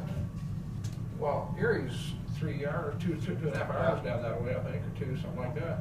But they're going out 100 and some miles away, and so, you know, when it comes time to do something for this, you just don't find that person right here. They're gonna come here, It- most likely. And again, we're not gonna find that person in a newspaper ad. We're gonna find that person through KAC, or something. administrators associations, Yeah. people that know what would fit for this county. They'll have a pool of applicants. They can find a pool of Yeah, applicants. we had a community where a person was working, came from California, was working at the state in Kansas, got a job, left that job, went back to California, and then applied to become a city manager in a very small community back in Kansas because they had such a great experience working across the state and wanted to be back in the state and wanted to be a city manager and went back. So you just never know, right? Who will have an interest? You just never know. But you're right. I think you said it right, that you might have to broaden your search outside of. I think we're getting ahead of ourselves. I mean, wouldn't it be best if a commission is really interested in an administrator that it ought to be unanimous? That everybody wants one before you go forward? You mean in the first place? In the first place. I can just see if there's Is everything 3 you do against 2, unanimous? you could create some divisiveness, even if it's 4-1. Yeah. No? I don't know. Just That's my a question. thought. Just my thought. I think on something that important, the commission has to stand together. Well, we have to stand together regardless of the decision. Be a proposal. And that's been part of the problem in the past, is the commission hasn't. Right. Right. Yeah, you I gotta think stand. that- But I mean, you gotta I- stand even if you get voted down, you know? Right. You still gotta, That's the whole thing. You can get voted down, but then join the team. Exactly. You can disagree. Yes. It's still, when Yes. the conclusion is reached. Yes, And it's easy to say, oh, we could do that here, Yeah. but we haven't done it yet, so. Well, Well, the budget's approved, right? Now that there's just this discussion about, I'm still going do back we to that do part it? though. The 90 and the 20, it doesn't come out to 140. Well, no, she No, didn't write all the numbers. I didn't down. write all It's the numbers 140 down. though. Okay. Yeah, I didn't write it all down. I was here, right? I never left here. Yeah, that was good enough. There's another 10 and another 20. We can, Man, look at we that. can shave that out. Total. Yeah. Cut it down. Good point, okay? Good point. There's chairs there, Brian. Come on. I think that you're gonna find that even in your regular core business, that you're gonna have various votes, right? We know that the majority takes 3-2 vote, right? That's how we move forward. And then you're all right in the sense that no matter what the vote is, then how do you get behind it and move forward? And you can say, you know, I have some consternation about this, but I can also see there's a bunch of good too. So you're right. I guess at some point you might have to have that conversation among yourselves about, do we move forward? And it's likely it won't be unanimous. It would be great if it was, but it may not be. I don't know where y'all are on this topic. that's So, the whole benefit of having different views, Of is we course. get all of course. the potential problems up and discussed in the open, and Yeah. we go into it open-minded. You know, Yeah. Kent may think of things I'll never think of. True. And Absolutely. that's why we have to have those discussions. And then once we've had all those discussions, at least we're aware of what's coming. But if, if we're all on the same page and nobody questions it, well, yeah, That's not nearly as much fun. That usually means a cliff is coming. That's yeah. We all agree. Uh-oh. Somebody's been there before. Okay. Yes, so I'm gonna add on here, I'm just gonna hire in their, conversation, commission conversation. How about that? And conclusion, because it's out there and it's on the books, right? So one way or the other, I guess, you know, it's important enough to be there and you just need to decide when to move forward. When and how. And to follow up on that, my hope is that once we've discussed all of these issues, we would. that again, Everybody would get on board. There's, Yeah. because you're right, if we don't have all 5 commissioners fully on board, it is gonna be a tougher sell. Well, yeah, then you may not keep the administrator, because. That's true. They're gonna see the divisiveness. Oh, no, they're just, Well- they're just never gonna be able to do anything right. Well, and you know, we've had that issue come up a lot. I mean, just think about what they're going through at the city of Wichita. I don't know if you've been reading about it or seen on the news that, you know, they lost one of their council members who resigned. And they had candidates, and they couldn't come to a vote. They kept going back and forth, and they came to a conclusion. And we will have a new city council member joining the council.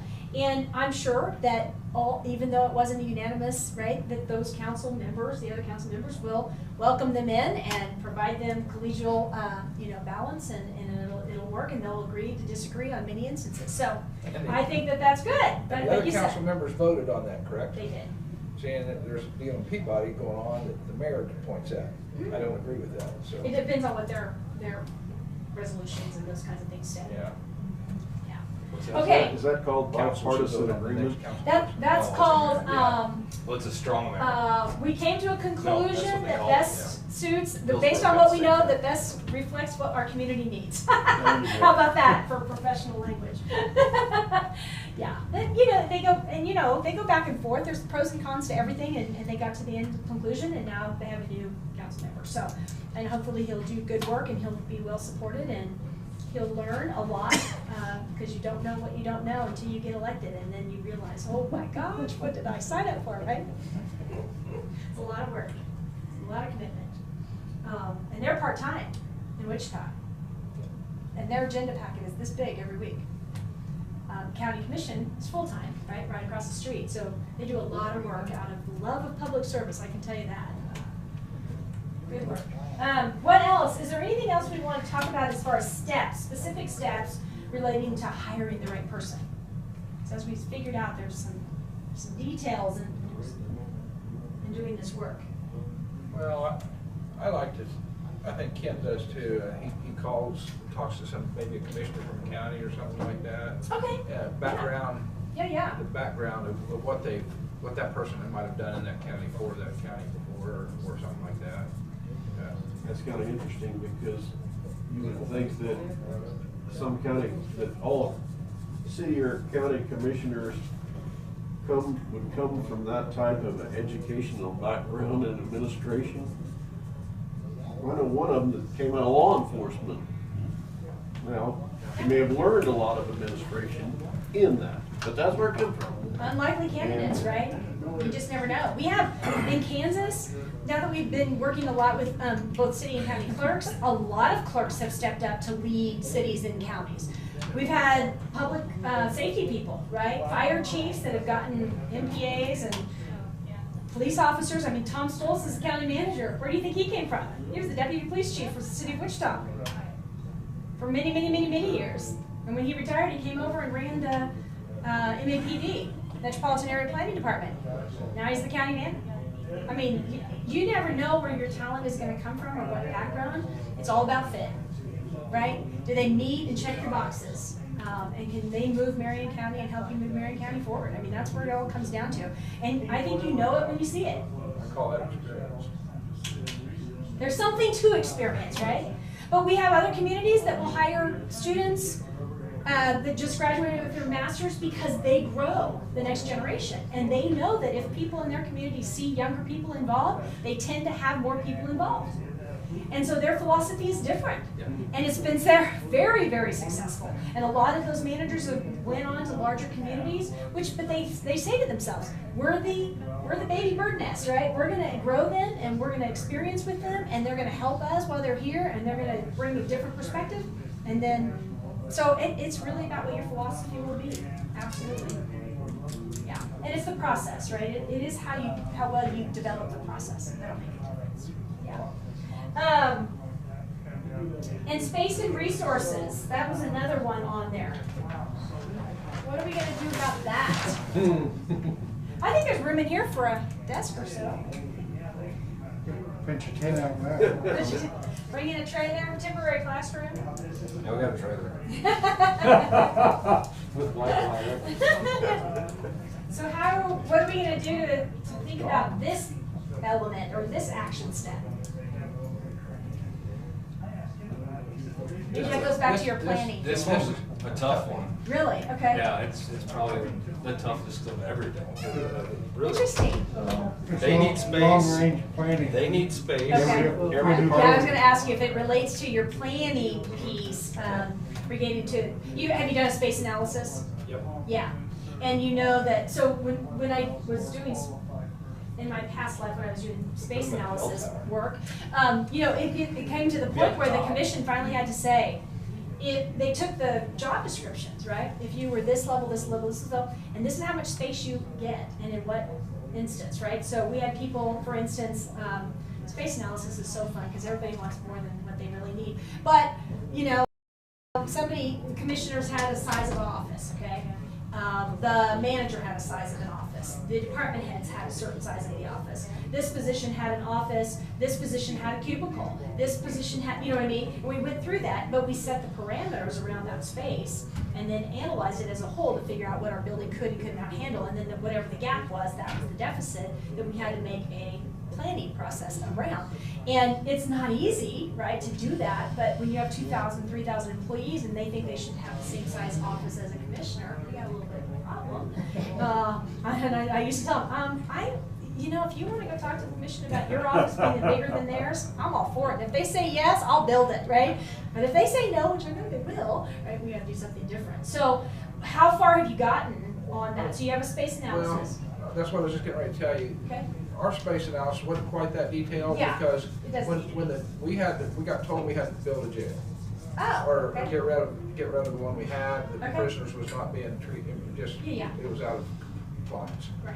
So the space come up then of where do we go, what do we do, and how do we accomplish that? Well, there was a lumber yard sitting right here. Okay. We bought that, and then we bought two other houses down here. The Sure. corner place we did not touch, this little place still owned privately.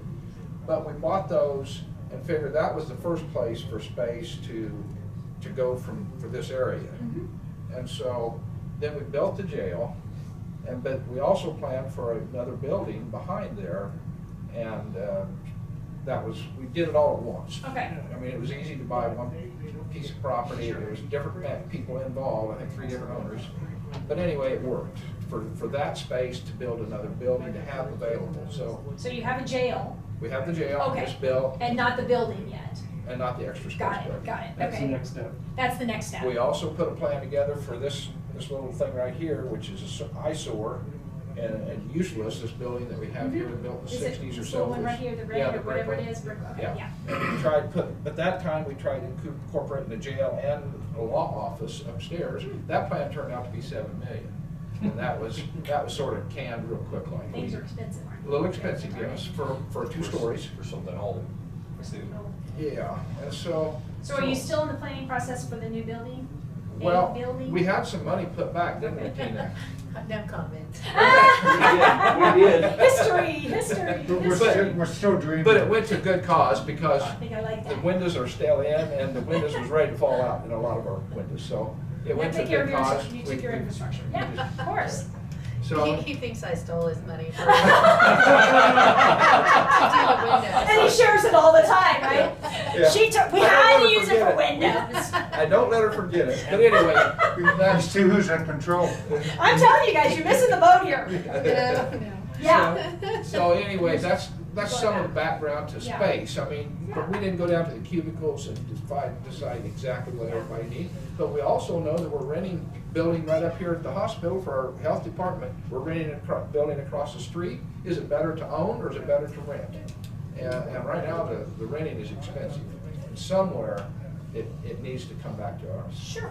So. Every county faces that. I manage $2.3 million worth of leases for Sedgwick County. That's a lot of money, year after year after year. And you think about, after about 5 years, we've got 2 buildings, right? And so it's hard to know. It's where you are now and where you want to go. And either way, I guess the space analysis kind of view is this being revisited? Is it in the budget? Is it in the CIP? Is it, no? Is it going to be? It needs to be. Oh, okay. It We're needs to be. ever dreaming. But, I like When was that dreaming. done, you know? I like it, What dreaming. was the space analysis? Well, just for the building, before we built the jail, Yeah, that yeah. was, You haven't designed, you don't have any idea how much square footage you need No. at this point? No, not Got at it, that point. okay. Yes. So this space analysis is really about the who, the what, and the need. Yeah. And that is who's gonna go in it, what are we gonna do out of that space, and what's the square footage? Yes. And so that is the work of, that's kind of a general space analysis, right? Who needs space, what makes sense to have, what buildings do we have, where are we leasing, right? And where do we need to move people, and who will occupy what space? So, because if you move people from here, then there's space here, who moves in here? You wanna make sure you fill the space that you have. So that's the space analysis, really. It's not about the size of the cubicles or the offices, and can you utilize it in its existing condition, right? What do you have to do here? Because every time you do something, a code is triggered, right? And then you have to do something, like when we did the whole historic courthouse, we had asbestos. It was 9 by 9 tiles, and it wasn't airborne, but it still had to be hazmated, right? And which meant that people had to be out of the building, and we had to scrape tile that we didn't want to put in our building. And we had marble on the walls, right? So every time I cut a hole in the wall, the marble had to be preserved, and yeah, so I mean, every time you do something, and if this is on the historic site, then you've got those kind of things to deal with. So your space analysis is a bigger picture. And so you need to, so what do we do about it? So what do we do? If this is the dream, how do we want to keep dreaming, and for how long, which is fine, or do we want to do some? There's some simple logical musical chairs that are gonna happen. Okay, so maybe it's just the analyze current space and how it's being used. And there's some moves about to happen that I don't really want to comment on. I don't think you should, because I won't have to plead the fifth. So, so analyze the current and how they can be used differently, potentially. And then, what does that get you, right? Where does that leave you? And then whatever that leaves you as still a need, could be your, it could be your analysis of lease versus buy. Right, that can dictate whether you build, and then where does that leave you? So if you've got a bunch of leases, and you've moved people around and you still need, I guess, an office for the administrator or whatever else your space needs are, then you decide, do we start thinking about this whole bigger picture for the future? And if we do, you know, that takes years, right? So I said something, a wonderful commissioner mentor of mine from Sedgwick County, he said, if you want shade in 20 years, you better plant the seed now, because it's not gonna grow up all of a sudden. So if you're gonna plan, and that's really the direction you wanna go long-term, then you might wanna think about what do you put in your CIP to get started. And it could be that you engage with an architect, right, initially, just say, here's all of our space, here's all of what we need, here's where we know growth is gonna happen in the next 3 to 5 years, what kind of square footage do we need based on what we have now, and how do we now analyze the lease versus the building, right? Because maybe to save your money in leases, you build an extra story, right? Maybe you don't. Maybe you don't dig a basement.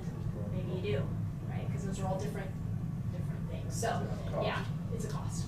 Yeah, when you start pouring footings and I evacuating think water. that's what we run into over here when we was trying to move the jail and the sheriff, or the law, or the whole top floor over to this floor, to this other building, when we done the basement. And, because we was wanting to take care of that space for our county. Yeah. And it got expensive over there. I mean, it really, like Yeah, you said. sometimes rehab is a lot worse than construction. Absolutely. So what else do we need to think about when it comes to space? What are some other action steps? Equipment. Okay. Meaning, Well, you know, just all the other money that gets spent on shelving, computers. furniture, Yeah. et cetera. Okay. Okay. Yep, for sure. Digitizing files nowadays costs quite a bit of money. We just did that in the register of deeds, and there's probably several other departments that probably needs to be done at. Probably right here, sitting here. And, Probably you know, some stuff. whether you're gonna buy the equipment to do it yourself, or hire companies to do it, Yeah. because, I mean, everything that's ever happened in this county is still in this building for the most part. Yeah, when I worked, I mean, this is a funny story, not funny, but it just tells you how much stuff you have and don't realize it. We were gonna consolidate the court functions in Sedgwick County into certain floors, because people were going all over the courthouse trying to get to different criminal court, civil court, this courthouse. And so we were gonna consolidate all the records to one floor, and it would not fit. And so we brought in, for 6 months, we hired a temp agency to bring in people who they were students that were history majors that had used to dealing with documents. And we bought scanners, flatbed scanners, that we were gonna use for the rest of the life of, because every time a document comes in, the court staff were gonna scan it in, make it digitized from there, and once we got them caught up. So we bought all of this, we remodeled the whole floor, we brought in all this beautiful shelving and all these file systems and blah, blah, blah. And by the time we scanned, it took us 6 months to get them caught up and scanned and then sent off to the salt mines, and we had some room in the basement for close by stuff, that half of the floor was empty. Because they didn't need it, it was all digitized. And then from then on, we just used the common scanners that we would have used in the computer program. And then from then on, every time the paper came in, the actual court staff would just scan it in and digitize it as they went. So that meant they had half of the floor that we removed all the shelving and utilized it in other parts of the county where they could put people and public computers and all the other things that were happening in the trend. So I had no idea. I mean, like, you see it, and it's in all these different floors, and it's in all these different closets, and then we brought it all to one floor, and it was like, wow, what a difference digital made, right? So I think there's a way to, I think you're right, I think there's a way to look at files and that kind of stuff. But in that case, the storage of the actual documents went offsite. No, they didn't need to keep them. Oh, so they were documents, They scanned them in and made them digital so they could live in infamy forever, whether we needed them or not. Right. And then our records retention plan, we developed a records retention plan that said, here's the records you have to keep for 2 years, 3 years, 5 years, 6 years, whatever. Here's the ones we have to send to the salt mine that they have to live forever. And we started shredding at the same time we were scanning, and we put them on a schedule, right? Here's the documents and here's the things, and then in 2 years you can get rid of them. And it just became a new process. But it's a little heavy lifting on the front, but afterwards the equipment that was purchased was used in perpetual, forever. But some of the documents did go offsite, that you had. Some went to the salt mines that we had, some of them that either were appeals, some of them were appeals court cases, right, that last for a long time. Some of them were death penalty cases, you know, those kinds of things. So, but most of it is just, and then what really was really shocking, this is what really sent everybody over the edge. The judges had to have computers on their desks. Because then they could access whatever file they wanted. And they were so used to having legal size, you know, remember the old legal size? I thought that was going to send us over the edge. And now they just can't live without their computers, right? So I think it's all growing pains, even if it's the great thing. But yeah, scanning documents and storing documents is a big deal. With space. Yeah. We just took a tour of all the storage yesterday, and Tina showed us. It's overwhelming, isn't it? It's like, But so much of it has to be retained, even by Right. scanning. But that is a good point, though. Do we have to retain it here? You Does it know, have to if be you, retained if you're outside? able to scan it in and access it, Right. can you retain some of those historic things offsite in a secure setting? You know, that's not Yeah. taking up our Yeah. physical space. Yeah, 'cause part of the thought of storing those documents out of the courthouse, well, then it has to be climate controlled, humidity controlled. in some Does it make cases. Some sense of to it, do that yeah. here, or does it make sense to ship it to? And we had microfilm and microfiche. Yeah. I mean, we couldn't get rid of that stuff, but it all got scanned in, and it's at the fingertips of the staff. But like you said, some of it's not kept, and some of it is, and some of it is in the salt mine or in other locations like The that. book's right in there from the register of deeds, that's one of them, you know, like you said, the legal size books are monsters. Huge. And they take up so much space, and. 3 but- cubicles, as a matter of fact, in our register of deeds office. Yeah. That's what taking those out meant to staff. Yeah, for sure. But do we have to keep it? Yes, that's what they say. So anyway, that's something it's a question that needs Yeah, to I be think- answered. What, do we have to keep them here? Well, do you have to keep them here? I Yeah. agree with you. Scan it all in. You You get a storage building and a Connex inside of it, Yep. so it's secured. Yeah, so here, I just put in there that you might want to, that one of the action steps might be just to understand a records retention program. Okay. Yeah, because I mean, really, after looking at our space again yesterday, there's a lot of space taken up by stuff, and some of it's just garbage, you know. But how do we get rid of it? Yeah. Part of the plan. Bring in the shredder, let's just go for it. Oh. Wait till somebody tells us to stop, no. But I mean, there's still statute on how long you Yeah. have to maintain a physical document, certain physical documents. We got equipment upstairs. They could go out the door. I was in a community, they had the old, remember I don't even know what they call them anymore. It's a little before my time. I mean, we used them early on, but it was the blue and white striped paper, and it had the holes on the side, and you loaded it into the old computer, and it was sitting there. And there was blue paper. And I said, do you guys use it? Like, I didn't even know you could find parts for this. Oh yeah, one of our employees have been using it for 40 years, and they just won't give it up. And I said, they realize that, like, Microsoft Word, they can print this out on a printer, right? Nope, we've been doing it like this, and this is how they like to read the documents. And I looked at the city manager and I said, midnight reconnaissance, you want me to come steal it and destroy it, and then you can act like you didn't know what happened to it? But that was history. It was the way they had done business. It was like a whole bunch of typewriters on people's desk. What are we We had one, doing? we had a blue bar printer until Yeah, the just blue bar like last printer. year. It's like, That's the dot matrix. dot matrix, thank you. I couldn't think of it. It was like, oh my gosh, oh my gosh. Yeah. And how many- But it took up a huge amount of room, and the paper took up a huge amount of room, and when they cleared all that stuff out of there, it was an office. I mean, like, who would have known? There was an office in there. Kind of like right? a dot matrix printer. That's Yep. exactly what it But was. it's also It's like, like 18 it's, inches wide. yeah, It's no, it's huge. even bigger No, than it's, Oh, yeah, they're big. yeah, and it was like this tall from the floor. I loved it. Yeah. They It's had fun. the old track paper. Yep, Yep. the track Yeah. paper, and he wanted The his blue bar reports there. printed on that. And I just thought, no, I Yeah, can't we do used to it. print Can't do big it. piles of paper. I went through it, Yeah, that huge. was a high tech. So, yeah, there's all kinds of ways to look at storage, right? First fax machine I ever seen was that way. So. Yeah, records are one of those space, they just take up space, they just do. And so maybe a records retention or some way to look at your storage in a different way is a great start, because you might find a little bit more space for people or more important things that you didn't know you had. We seen lots of maps yesterday. Well, when I was in project services, and I'm sure that your public works, your engineering, we had to, ended up coming in and scanning blueprints, right?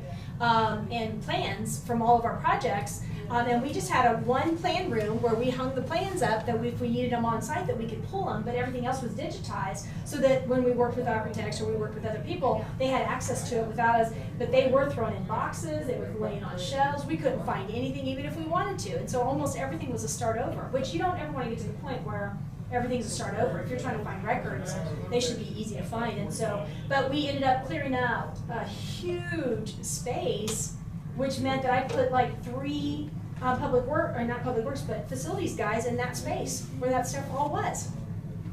That they never had their own space before. So I think records and stuff is a good thing to look at. Yeah, for sure. We've got plans downstairs that are all marked. I have absolutely no idea what the markings mean. Oh, well, you But know, I mean, you you don't have a know, key, but they're marked. Yeah, they're, Even better. They'd use As one- built, and it's like, I have a bunch of, we'd have original plan, we'd have every draft of every plan. Yep. And then we have the plan that we built with, and then we have as built, which is what we really need, yeah, right? because the rest of those. Because the rest of it is Yep. just garbage. And so I walked up there, we had 4,000, like, plans everywhere. So they got shredded. Yeah. We had KDOT, as-built, yeah, but KDOT and over It's consultants, crazy. you can't send in paper plans, they have to be it has to be electronic. digital, yeah, because they can't work with them, but yeah, it's fun. Space is a constant challenge, that's one thing. Second of all, how you're utilizing your space. This is the greatest area of efficiency that you can realize, right? To really walk through and see what's there and how people are working. And somebody said to me, well, they're working in cubes. That doesn't make it effective either, right? Sometimes how they're working is as big as, you know, having the space to work in. So evaluating everything is helpful, right? Because you just never know when you might not realize some efficiencies and effectiveness. All right, you guys want to take a break? Let's take a break. Let's get some water. Let's stretch our legs. You guys have been doing a lot of heavy lifting. We got a lot of heavy lifting left. Just what you just said, Steve Rosemer says there's a book in your office that's very important to him that needs to be digitized. a lot of that stuff down there, but see, I've got the same information there, you know, all of our section corners and dangerous sex corners, that's all has to be kept. But yes, we can digitize it, you know. But he was very additive about getting that done on that one book, and I don't know which one. What book? Yeah, well, and like Yeah, I it's said, like, where is that? You know the code. You know that I'll give you the book. code. yeah, 'cause we've got You know that all those book. plans downstairs that we need to go through, because I'm probably guessing we can get rid of 9 out of 10. But this is something to do with Surveying. corners, Yep. surveying, yeah, and I don't Yep. know. And dan- Everything's important to somebody. Yeah, and dangerous section corners. Yeah. Yeah, I couldn't believe it when we were in court and I get up there to be order all this shelving and then it's like once we scanned half of the floor, and these are big floors, if you've ever been to Central County Courthouse, these are Your huge. conference is no longer being And half of recorded. it, we thought we were gonna have to store records because they just couldn't live without them, and we scanned them and it's like, wow. And now it's all filled with staff now, so they've grown. Okay, I'm gonna turn this off. Recorded. She said she hides that in the vault. I told you that. It was pretty precious cargo. That's good stuff. Okay, we talked about space and resources. Anything else related to, we started this conversation way back when, related to administrator. So we talked a lot about how do we even develop a job description and what we need to do.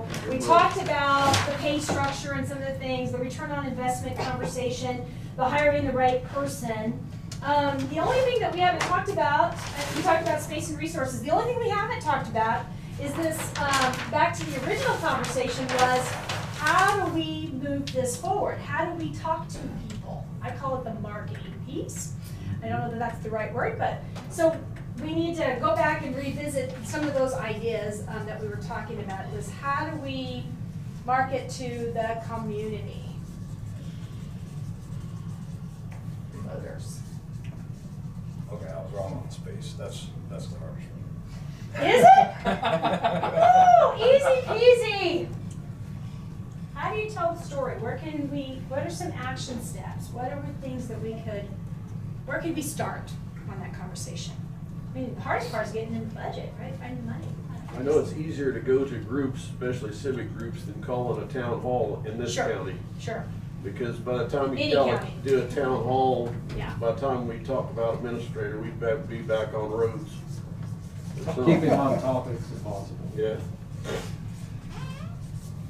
I say going out rather than having them come in. Focus groups, interviews are another one, another tool that we use a lot. Where we start talking to people and getting input.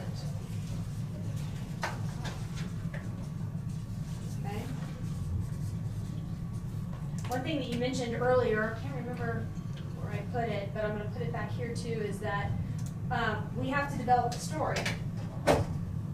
We have to develop what we're gonna, I think maybe, Commissioner Gray, you might have said or somebody said, maybe it was Commissioner Mecker that said, we have to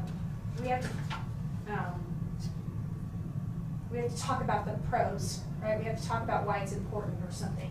So develop the story, why administrator is needed, and what they'll do. Because that's what people want to know. And I think Commissioner Becker was wanting also the cost benefit. Yeah, the return on, I think that's what he was. that's it, the return on investment piece. Thank you.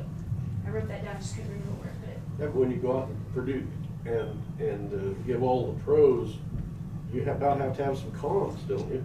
Or the audience is gonna require it. Well, you should know the I mean, you want one to outweigh the other one, I know that, but. Yes.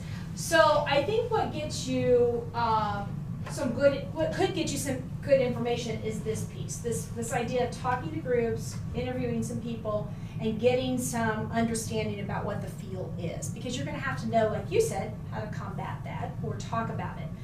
Or at the very least, acknowledge it, right? Acknowledge that they have concerns. Yes, we acknowledge that $140,000 a year, we could do some different things, but we also know that we can't do some specific things unless we have somebody steering the ship to get us there. Otherwise, we would have already done it, right? So I think you're right. I think that this preliminary information piece is critical for you to understand good, bad, and indifferent, and get a pulse on where the community's coming from. And I would, I was in a conference one time and the lady says, you gotta invite the weirdos in. And what she meant was, you should be talking to people that you know are adamantly against it and understand why. As much as you are inviting and going and talking to people that you really like to talk to who always support everything, right? So you're gonna have both, because you're gonna need some people to be heard. I mean, that's the first part. That's why we do this work, is they gotta be heard, so that at least it's not like you didn't know what you didn't know. You guys didn't know what you didn't know. So yeah, engaging, inviting people in, both good, bad, and indifferent, and then just talking to them about concerns, legitimately, and giving them the opportunity to do that. And you can do that through small focus groups. You can go out to the groups. I mean, if you have a Rotary, if you have pastors, you know, if you, whatever you want to do to bring that in. And then you can better understand how to develop the story and think about how we talk about this, right? And then, but the key is the return on investment. What are we going to get in result to that? And how do you determine that in dollars and cents? It's not a dollars and cents. It's a people. It's a people, and it's a value, and it's a service. Very few things, I think, you can, you know, we're not going to say, oh my gosh, you know, every day, these are all the things that they're going to do, and this is how he's going to spend his. Yeah. Well, I mean, you know, some people will say, okay, you just hired this administrator for $150,000. Okay. Okay, how's he paying himself? Well, you can say, well, he's going to do the budget. He's going to do, and you know, all of these things have a cost factor to them. Mm-hmm. And how do you get to where you're outweighing, you know? I don't know that you can get into a dollars and cents. It's not an even exchange. Most of You what don't we know- do you don't in know government is you not don't know private. farmers. But we're not a private business, right? We're not a profit-based business, so to speak. So it's hard. It's a hard conversation. But return on investment is, what are we going to get for that investment in the bigger terms? I mean, those are the only kinds of conversations. And people are going to want to talk about dollars and cents. But the efficiency and the effectiveness and moving things forward and having not everybody's going to like it, right? But there's going to be some people that they just want you to hear them and help them, you know, be understood a little bit, and then help you think about what is that other side of that coin. And maybe you can't overcome it. I mean, it could be exactly what you said. Maybe enough people are saying, I would rather you spend my $150,000 worth of tax dollars on X, Y, and Z, right? And it may just be so overwhelming that you can't get to the point where you hire that administrator. Or you learn that maybe they're upset because 20 years ago somebody did something and something didn't happen, and you know, you just never know. You never know where they come from. And who do you need to rally around this idea? Who are those key influencers in your community that can rally people around this idea? And you've got them. You got 5 sitting in this room, one way or the other. You've got probably other people, business owners, whoever it is, right? Who are the ralliers? Because I can tell you, when we built the Interest Bank Arena in Wichita, those businessmen came out in groves, and they marketed it, and it passed 51%, but it was 51%, right? And it took a lot of influencers. It took a lot of people that said, you know, this is the right thing to do. This is how we're going to move ourselves forward. And you have to tell the whole story, right? Because some of what you mentioned to me in the first session was things like, we want young people coming back here. We want a quality of life. We are going to have to invest in those things differently moving forward if that's truly what we want to do. And if you start talking about those stories, about bringing children back, about grandchildren coming back, about quality of life and people picking, because I can tell you, the youth of today, the younger workers, they can work anywhere, right? They're consultants working anywhere. Why not here? Right? Why not here? So I think it's a big story, right? And if you can get all those elements put in that story, but you're only going to be a good storyteller if you kind of know where you're at right now, and if you can rally your supporters, for sure. And it's going to take a little bit. It's a campaign. You all should know something about that. A little bit of campaigning. So it might be then you can identify supporters who can also help have the conversations.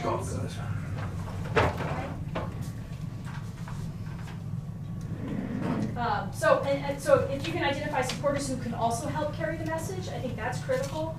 And if you can talk about, thank you so much, I think that'll help you, right? It's not your water to carry all by yourselves. You need other people to say this is a good thing too, for sure. Any other ideas about how you market it and how you go forward? Because this will take a little bit of time. We haven't even talked about in this area. We'll talk about some of these things in just a minute. I think this is a very important, if it's gonna go, this is a very important part, because we, as a commission, have had some things thrown at us, threatened in the last few years that we've thrown at the public. And so, 5 commissioners, engineer, these kind of steps has been thrown at the public. Right. And if you're gonna sell this, you're gonna have to sell it to the public. And Sure. you know, so.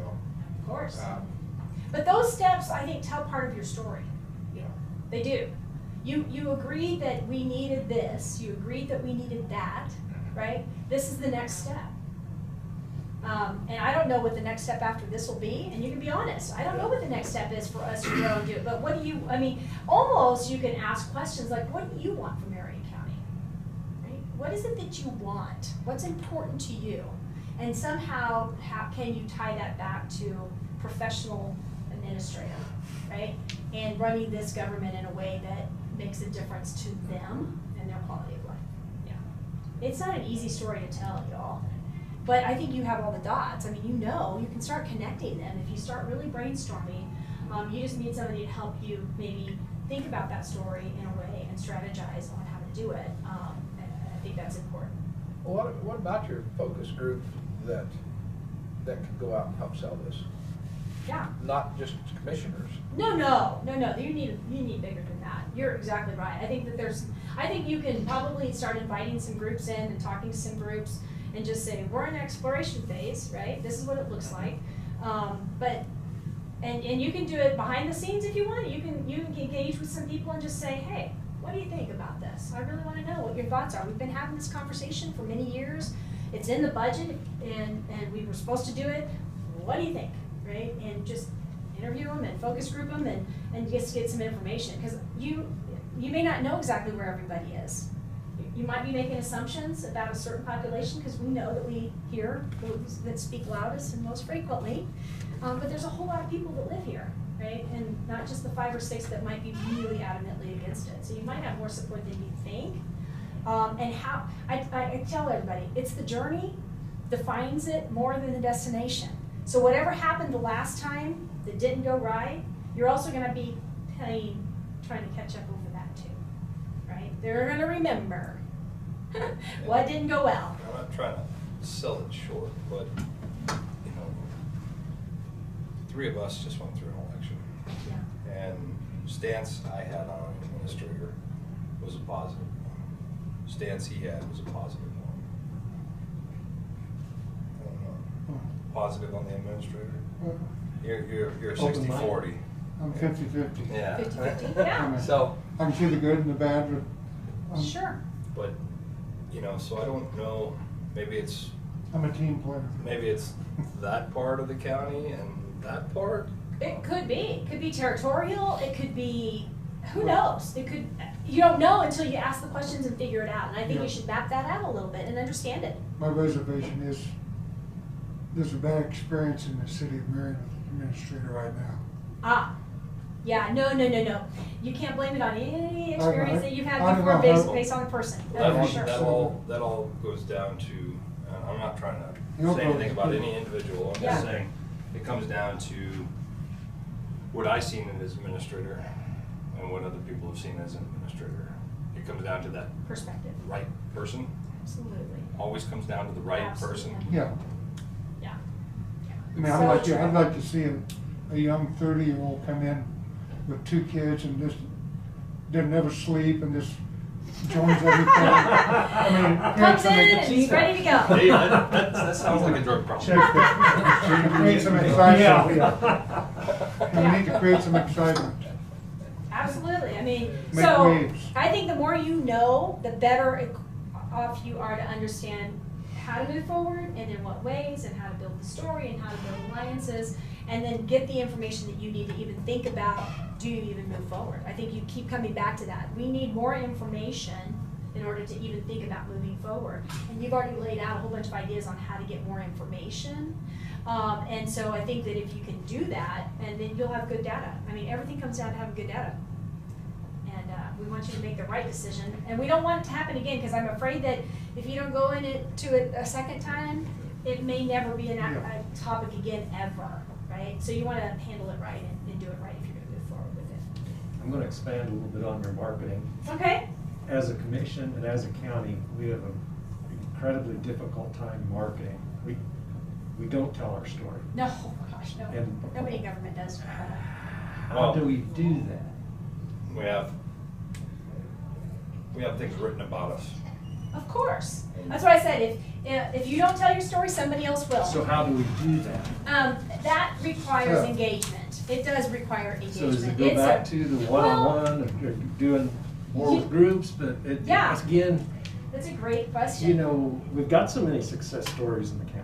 Absolutely. The county is doing great things, but we can't Absolutely. get the message out. How do we get the message out? Well, that's a great question. So glad you asked. And we I haven't think there's a whole lot of ways in which you can talk about what's going on, and I think you should talk about it. It's just about consistency and frequency, right? It can't just be every 6 months we talk about something, or we assume that because we're talking about it in here and it's on camera that somebody knows about it. And I know that you have some newspapers around here, right? And we will. I don't know what that. I want to be able to plead the fifth on that too. But I'm just saying, what can you utilize to really talk about your successes? And what I said before too was, once you start doing that, then people are going to expect it. So it's almost like another little tiny mini job. So it comes down to where are you going to tell your story, and what are you going to talk about? So if you're going to use the newspapers, if you're going to use social media, if you guys are all going to take turns, and maybe your department heads take turns writing something, a post or something for the opinion, whatever it is, you just have to say to yourself, this is our plan and this is what we're going to continue to do. And I know a lot of commissions, and even in cities, they have they call them district advisory boards, right? They meet within their district. Are you guys district or at large? District. Okay, so in your district, what are you doing to talk to the people within your district in a cohesive, consistent manner? I go to the cities for the most part, and then I go hit up whoever complains about their road. Some people say, hey, come have donuts on Saturday morning at such and such place, and we're going to talk about topics, or I'm going to share with you. Yeah. Some of them are real district advisory boards where they bring people in and they advise them, right? It's a myriad of ways. So it comes down to how much time do you have to spend on it, and how are you going to organize to make sure it's consistent? Because what happens is a lot of times we're not consistent, right? We'll throw out, oh, we just built the jail, come cut the ribbon. But then they don't talk about the stats that happen, right? We built this jail, but do you know how many people we have? Like in Central County, we have 1,600 inmates in our jail, plus have another, right, 2,000 in smaller jails around, right? That's a lot of people that we're managing every day. People have no idea what that looks like. We talked about the Twitter-alongs, right, where people are invited in, and we document that. Like, look, we have a citizen, they're in the police car doing the ride-alongs or whatever it is. So if you can start talking about what the county does, that's the first thing, because most people don't know what you even do, what services you have, how do you highlight that, how do you talk about successes, and in what formats are you going to do it consistently. And that's important because people want to know and want to hear, and if they get used to you being a source of information, real information, then they will rely on you. Now, I say that all with a caveat, because somebody has to do it. Somebody has to say, I will do my part, right? And it could be small or large, or whatever it is. Like me, Thursdays, Talent Thursdays, right? I do something on Twitter because that's my jam. I have somebody else who loves Facebook that does a bunch of postings on Facebook. That's her jam.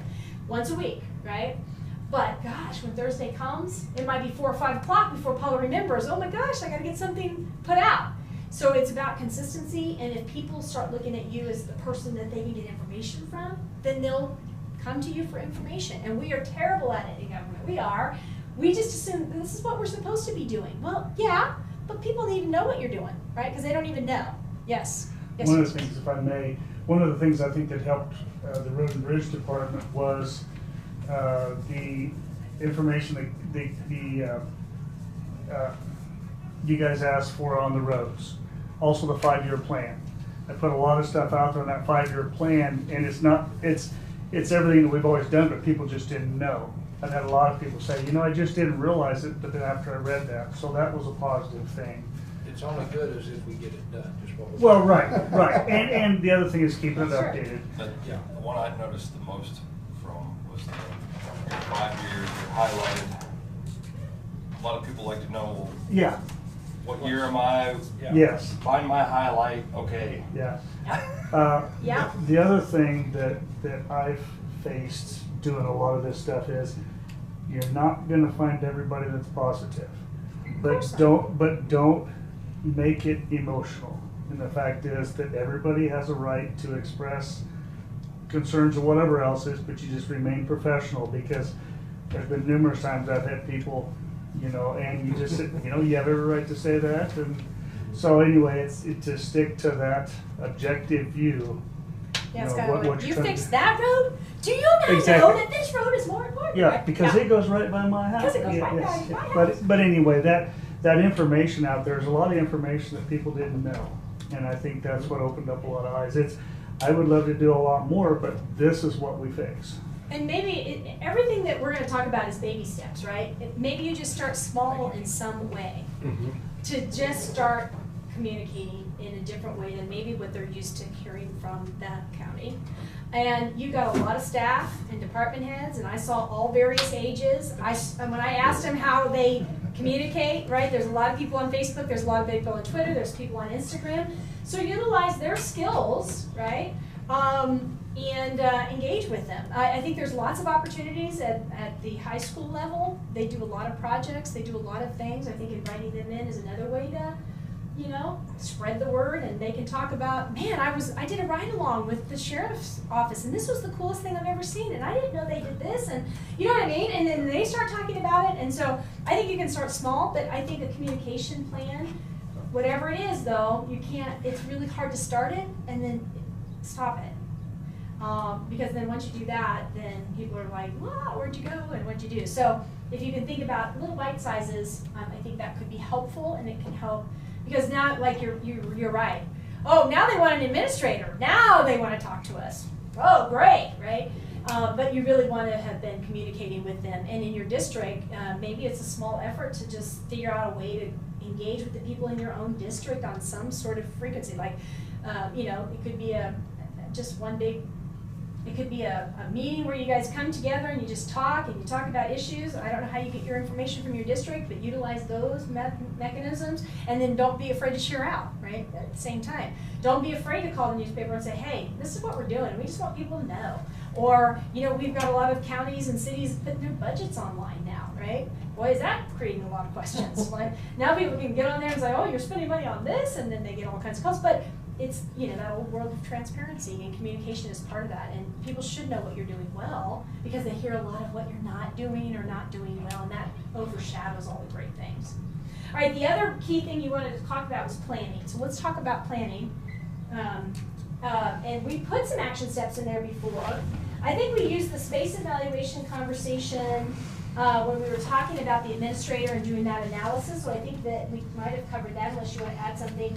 But then we talked about record retention, and we talked a little bit, not much, about technology. But what is it around planning from an action step perspective that might be helpful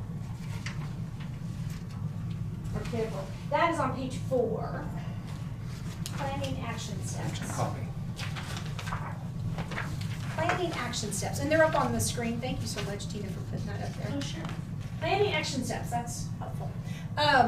What on that list is a action step? What is it that you want to think about or not think about at this point? Where do we need to think about planning that we haven't already talked about?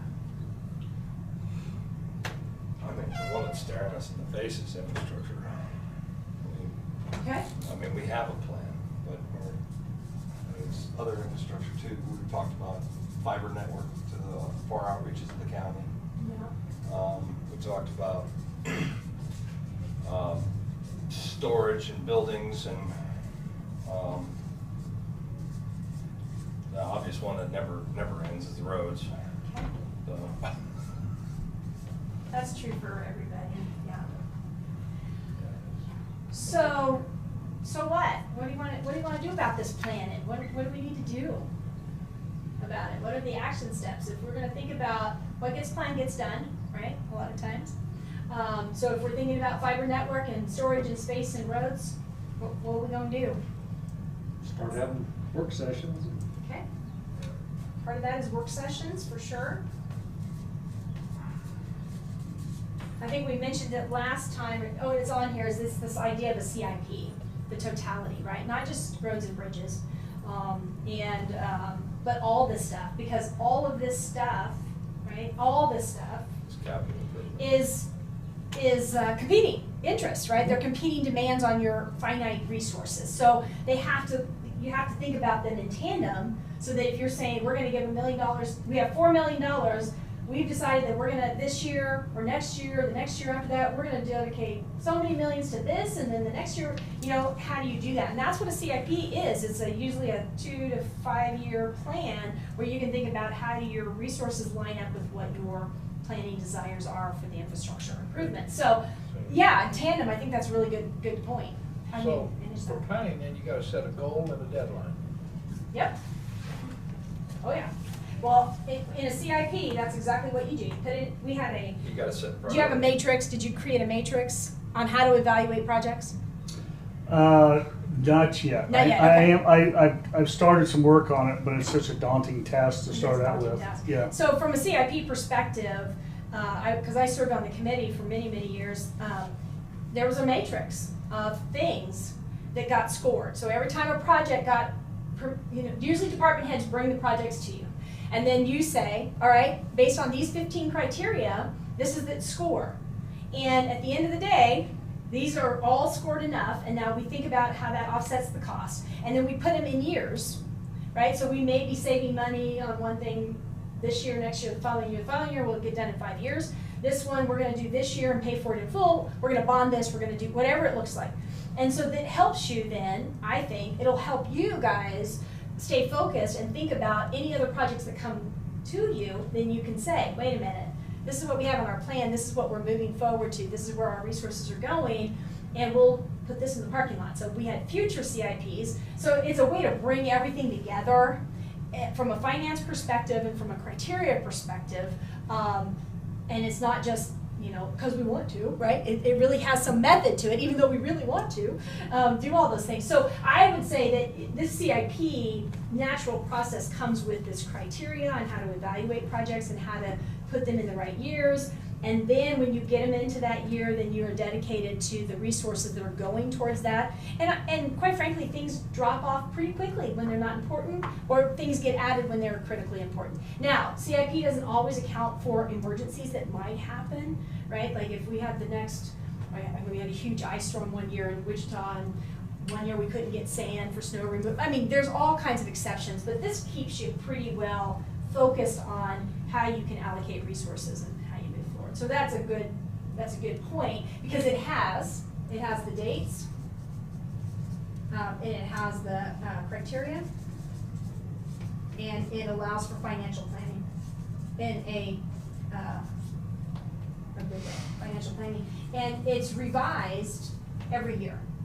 You should be looking at it every year to see if those are still the right priorities and the right goals, or if something else has to happen. Like, oh my gosh, we had a tornado in Wichita and it took off the top tower of our historic courthouse. Well, that wasn't the plan, right? So we had to use money to, so it doesn't account for emergencies. But it can straight the ship, and it provides some transparency about where you're at related to projects and how you're gonna get there. So it's good. It's a good thing. Even if you don't do any of the projects, it's a great way to wrap your arms around them and really figure out what is priority. And it's the criteria that's really critical. And there's lots of counties that have a criteria that you can beg, borrow, and steal, right? So there's hope. But the criteria is good. And I know that if you called Sedgwick County Public Works Department, they have a criteria about how they analyze and overview, and You can borrow and steal. It's easy. Yes. Well, the Modify. The thing is, what's good about that is it gives you a very objective view. Oh, yeah. You And know, not, it's and not not just saying, personal. it's because I want to do that. No, this is the worst road we have, and It gives you some conversation to have back with your citizens who argue to say, no, this road is more important. No, we've evaluated. It's like the bridge analysis, right? When they go through and you analyze it based on these objective criteria, that's what the CIP is, an objective criteria that helps you focus on what's important. Well, then it makes it so much easier to sell the story. Right. That is actually based on Right. something, Right. and it's not you, the 5 commissioners thinking, yep, we all voted behind the scenes and this is what we came up with, right? It really is about age, condition, longevity of the paving, whatever it looks like, right? Same way with your buildings or your storage. We need space for the current conditions that we have with people. The only way to get that is if we go through a storage retention kind of planning process, which takes a little bit of dollars. So that's why we're gonna do that, because we don't wanna spend $8 million to build a, 2-story building right now. We wanna put that off a little bit. We wanna find efficiency of space that we have right now. And boy, you guys are gonna be great because you care about what you already have and you wanna use it to the best of your ability and you don't wanna spend money and you guys are gonna look great, right? So that's what that CIP does. It's an objective criteria and a way to evaluate things, yeah. And it tells your story. Well, something else that comes in consideration here is, once, we might be able to handle the 500,000 or the 600,000 or 700,000, $750,000, but once it, for a period of 5 years, financing, but once it gets over a certain level for us, then it becomes, how do we find the financing for any of these projects that we do? Absolutely, it's a Yeah. trade-off. Yeah. It is, what are we gonna do, and at what level are we gonna do it? Yeah. Absolutely, yeah, everything's finite. The only exception to that is if you happen to receive funding. I mean, like, I don't know how COVID funding is affecting, different places. Does that look different for what you can do? Do you get a grant? Does something happen at the federal level and there's some new focus for them, right, that gets funding? And that's just better for you, but you're right. You know what budget you have. Like, you don't have a credit card necessarily like personal people do when you say we got this amount of money and we've got 15 wants and needs, and we're doing our best to prioritize those on some objective way, and that's how we're spending the money. And I think people appreciate data to some degree and objectiveness, so that it isn't, oh, I'm sure it was Commissioner so-and-so's pet project because it's getting done in his project. I mean, we've heard it all before, and after 30 years, I've heard it all.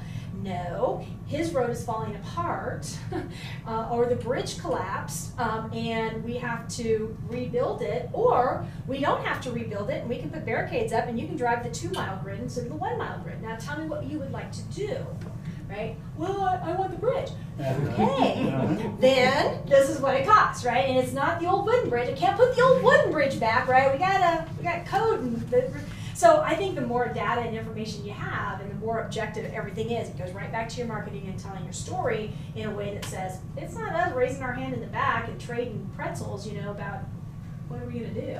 We just had this conversation about a bridge here, just a 2-mile grid or Yesterday. a 1-mile grid yesterday. Yeah, I mean, We had some counties facing that, an aging bridge system where they said, we're gonna probably be a 2-mile grid system instead of a mile.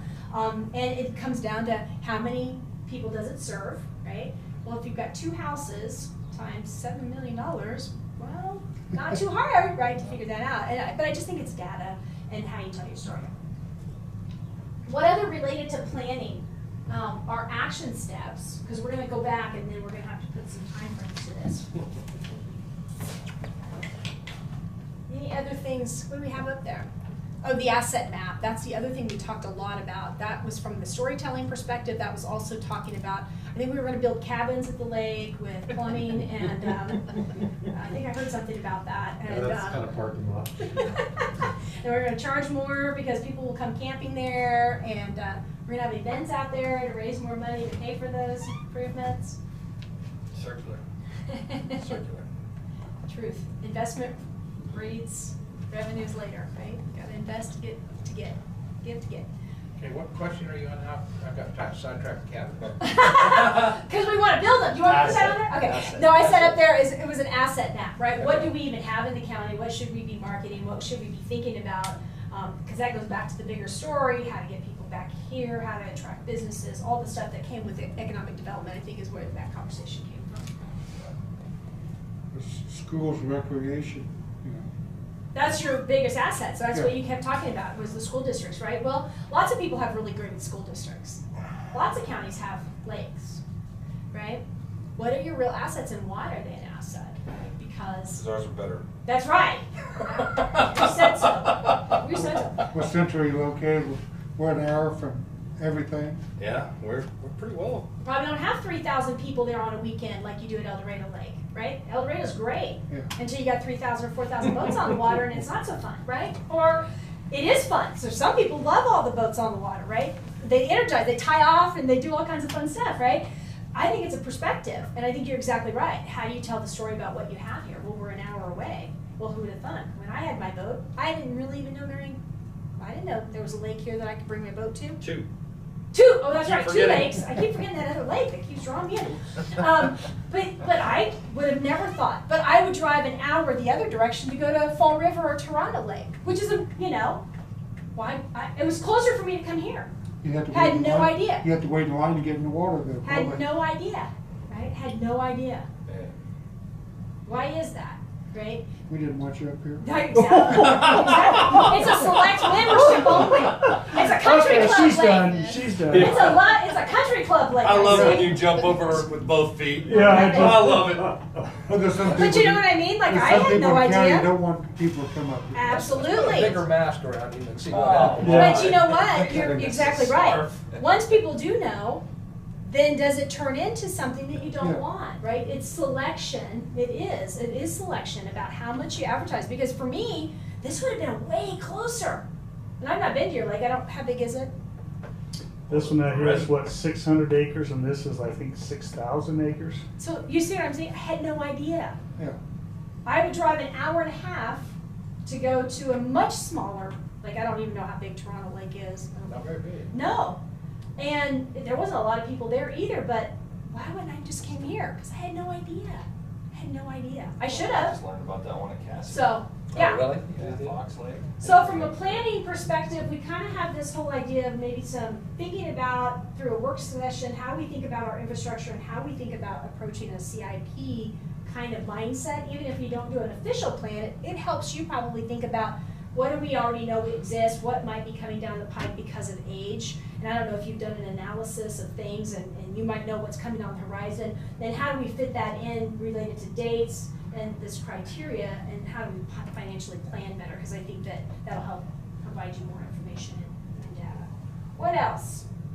So we kind of left behind the Eco-Devo a little bit, or a lot maybe, and the diversification of funding. Do we want to, are those really the priorities compared to what we've talked about already today?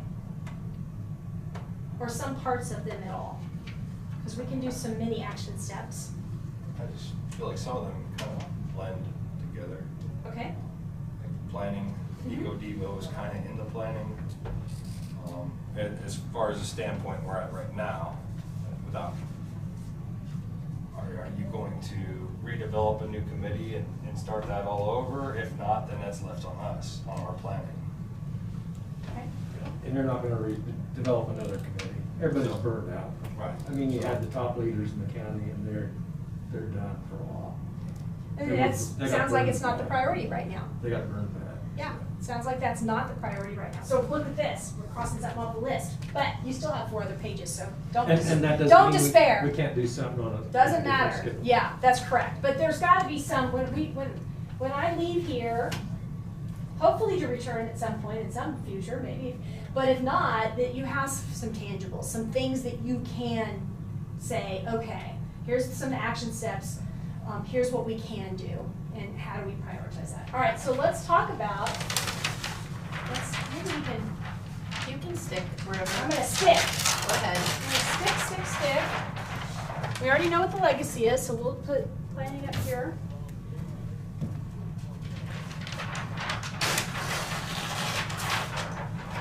Got some good stuff. stuff. I'll move my little thing here because we're gonna work.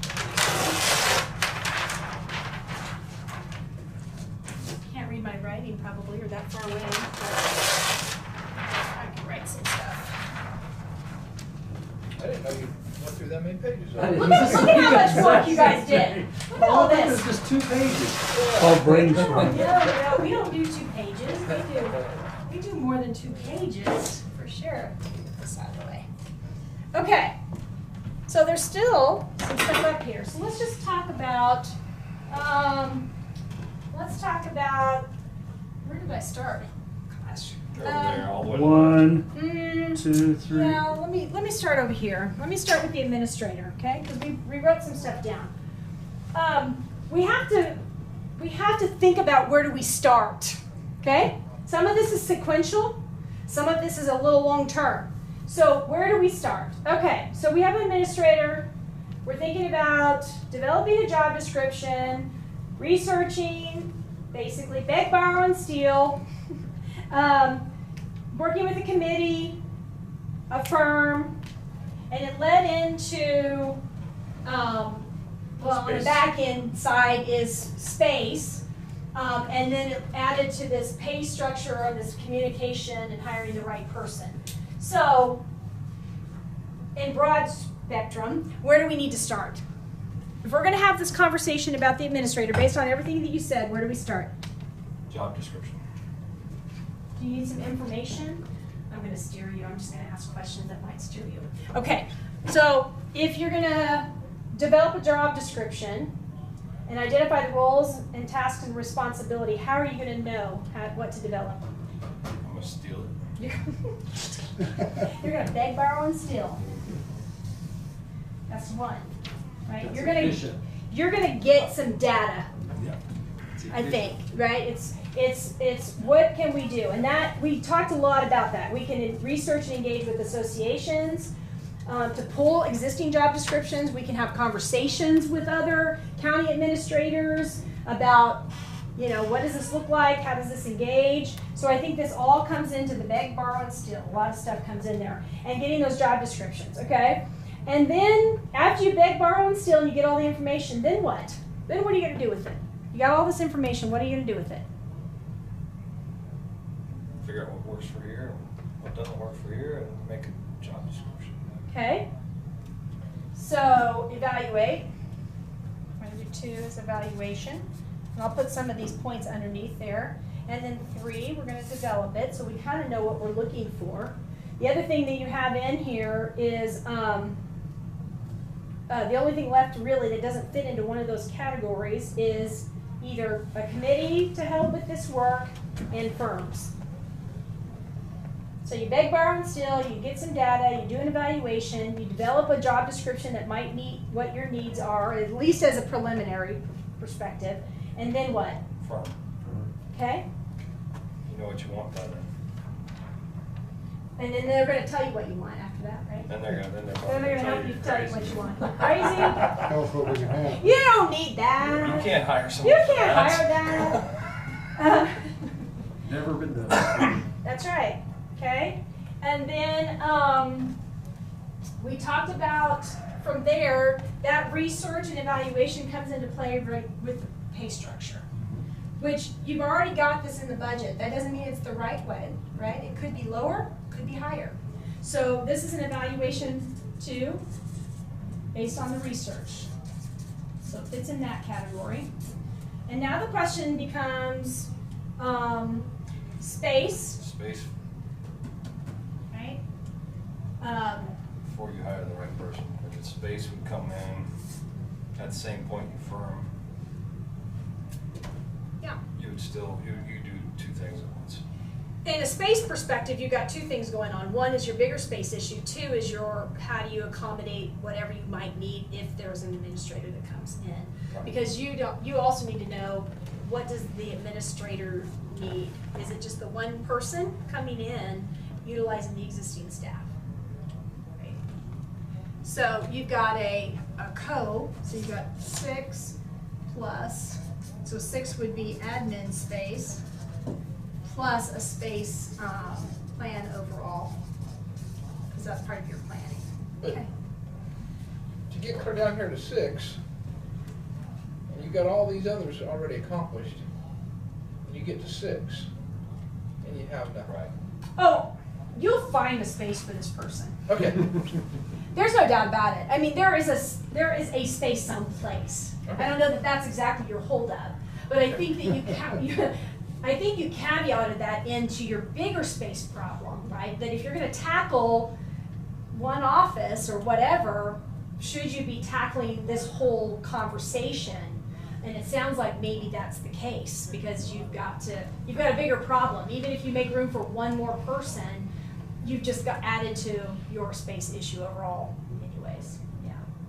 Yeah. These want to be exactly in the order. I'm just trying to make sure we look at Okay. these charts. Yeah. Okay. Yeah. Really, the 5 should be 4. Yeah. 6 should be 5.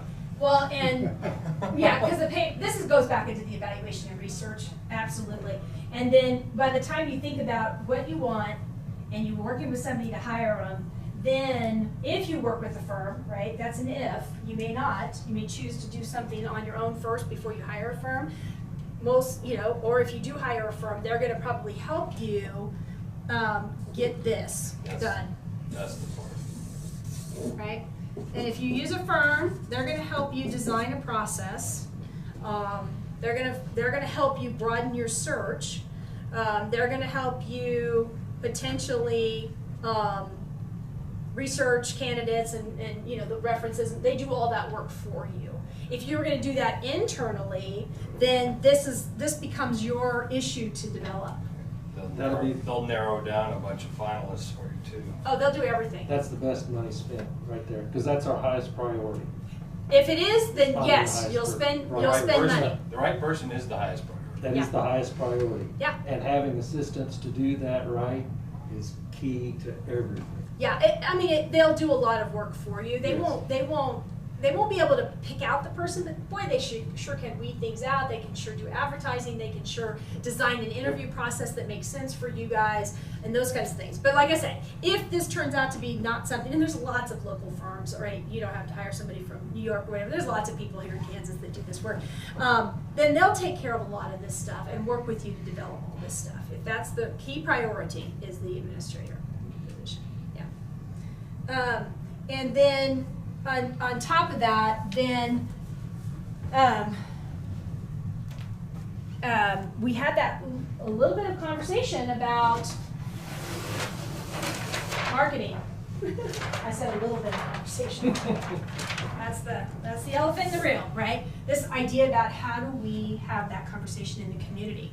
That doesn't mean that the firm might not be able to do that. They're more HR oriented, so I don't know if you can find somebody that will do both of this work.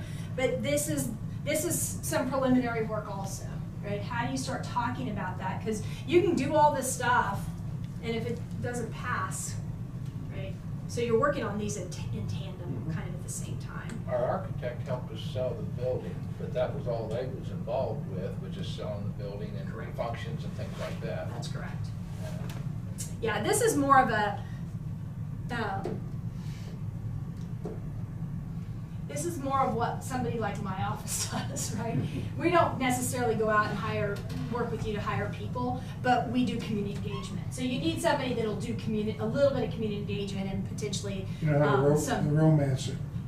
It's the conversation, it's the information, it's the data, it's the story, like you've been talking about. And that's important, because that's gonna go along, because I don't want you to have to go down all of this path and then start this, right? Because if you hire a firm and you haven't had all of this, you might have a little bit of problem. Cart before the horse. So this might be the horse that gets started almost immediately, gives you some background data to decide if anything else makes sense. Because it might not be the right time, I don't know. It might be the perfect time. It might be that we have 5 commissioners, we've got some, we're building up our organization and our staff. We've got some ideas about our assets and our planning, and we're starting to get more into this. We're changing, right? And if people can see that, that might be looking good. So this is in tandem. I think, with the discussion, and it adds to your research and data on how to move that forward, for sure. Because you're going to want to communicate what the return on investment is. That's the center of your story. Yeah. That's the center of the story, for sure. Okay. I think I can compartmentalize and put those things into the tangible action steps, how to think about it, and in some sort of order that you can look at it. That gives you something. Is that good? Is that kind of, would that be helpful? Mhm. Okay. Now, Okay. go ahead. No, I just asked if everybody okay.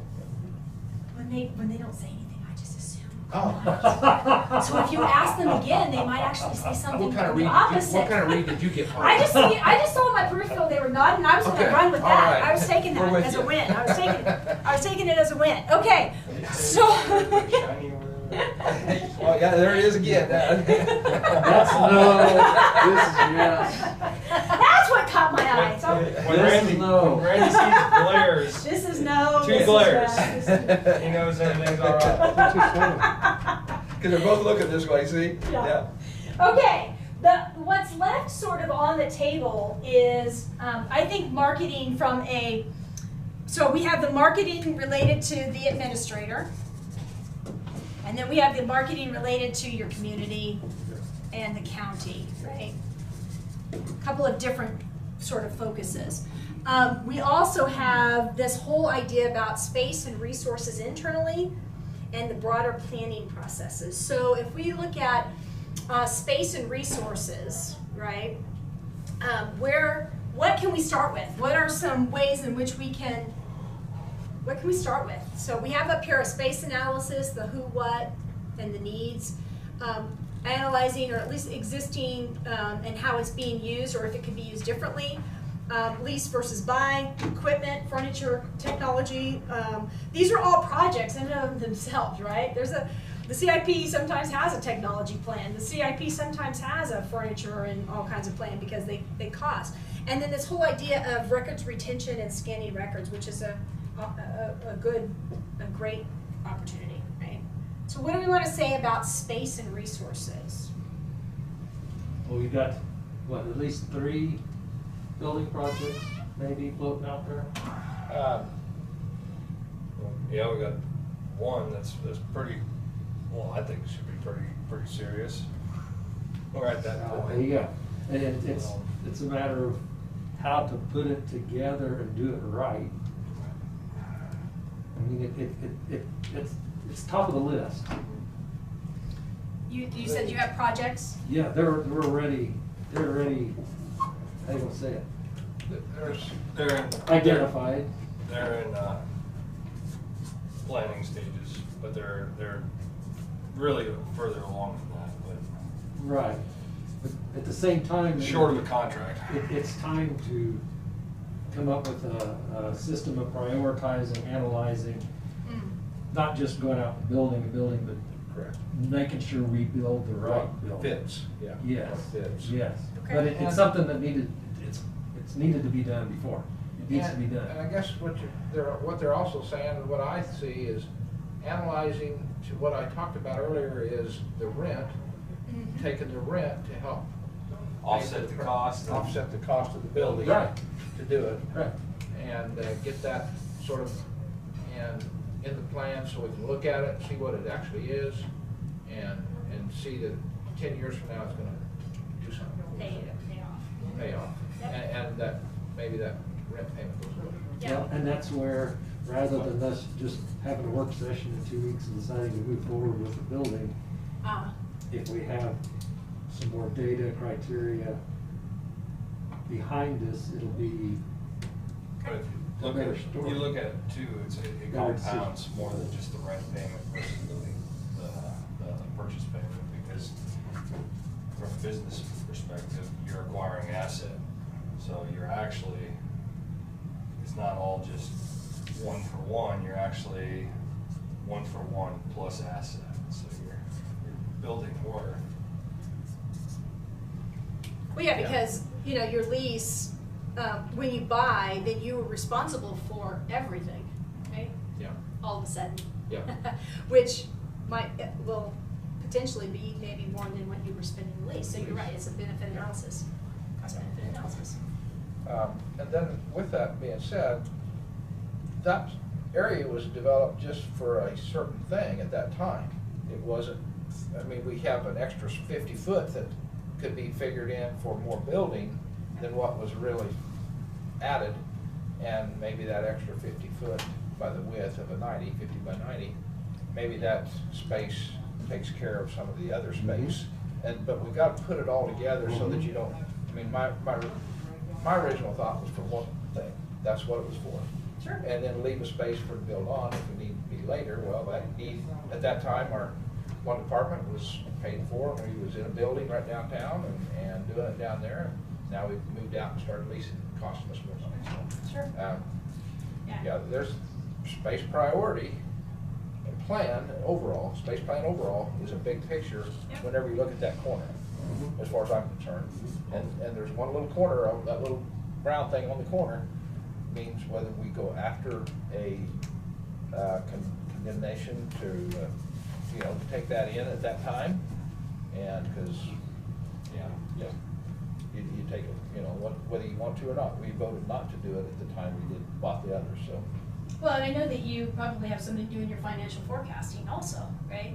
I think when we met the first time, somebody said, well, we might be at a point where we're having to decide to do less services. And so that financial forecast sets the tone for all of this, okay? So it'll tell you what your projects look like from now into the next 2 or 3 years. And if you're doing financial forecasting, and it's based on population, it's based on economy, it's based on all kinds of factors, then you'll know what you could potentially expect. You also know what you have in reserves, right? You'll know what you have to bond, you'll have all that stuff. So, that financial forecast will tell you a lot of stories and decide a lot of things about this, right? It's not, if you have $150,000 left over this year, it might need to go towards something in the CIP, whatever. So you're right, I think it's a good point to bring all that information together so you even know what you're talking about related to your planning efforts and space buildings. Yeah. So we have to consider the projects that you're currently in planning on and what that looks like compared to some of your other things that you're thinking. Yeah. Okay. What else?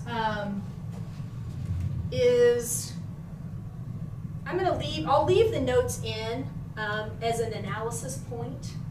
And if you need some how-to, let me know.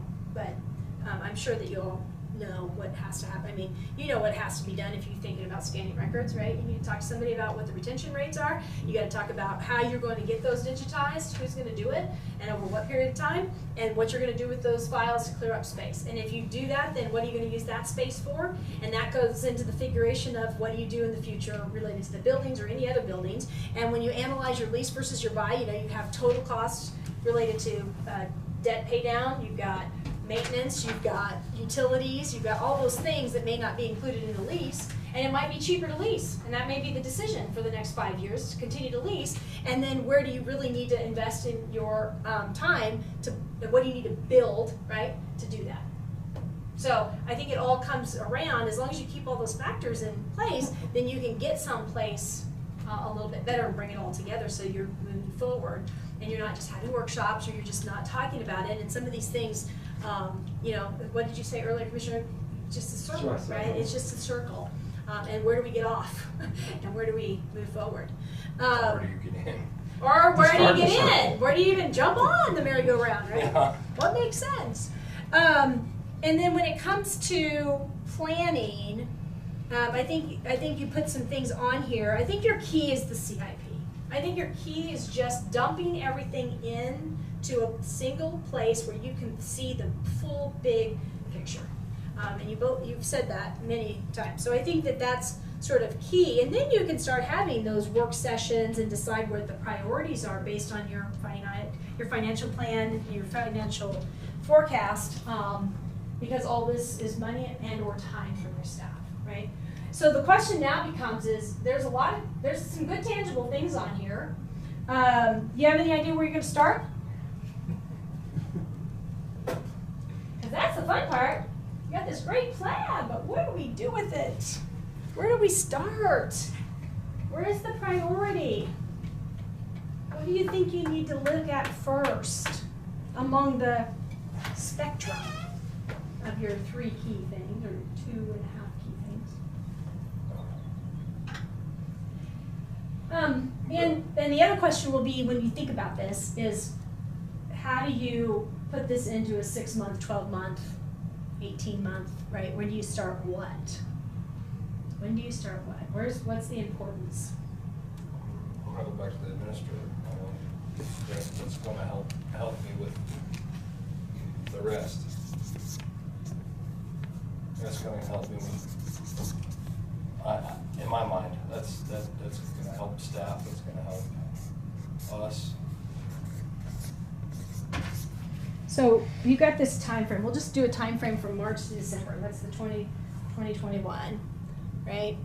And maybe what we can do is, I'm trying to think about a way to bite-size this elephant, because we were talking about, when we left here, part of my agenda was to think about vision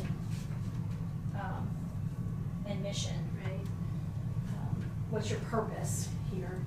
But this is good stuff. So if you've got this time frame, you got 3 quarters left, you got 9 months, a lot of work to start, a lot of work that will not be finished, but more importantly, who's going to do it?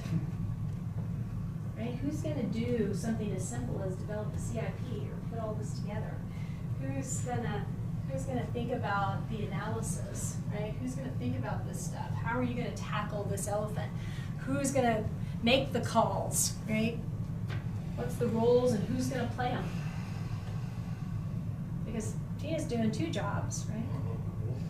Staff is overworked and overdone. Commissioners are busy, and who's gonna do all this work? Tina's like, do not look at me.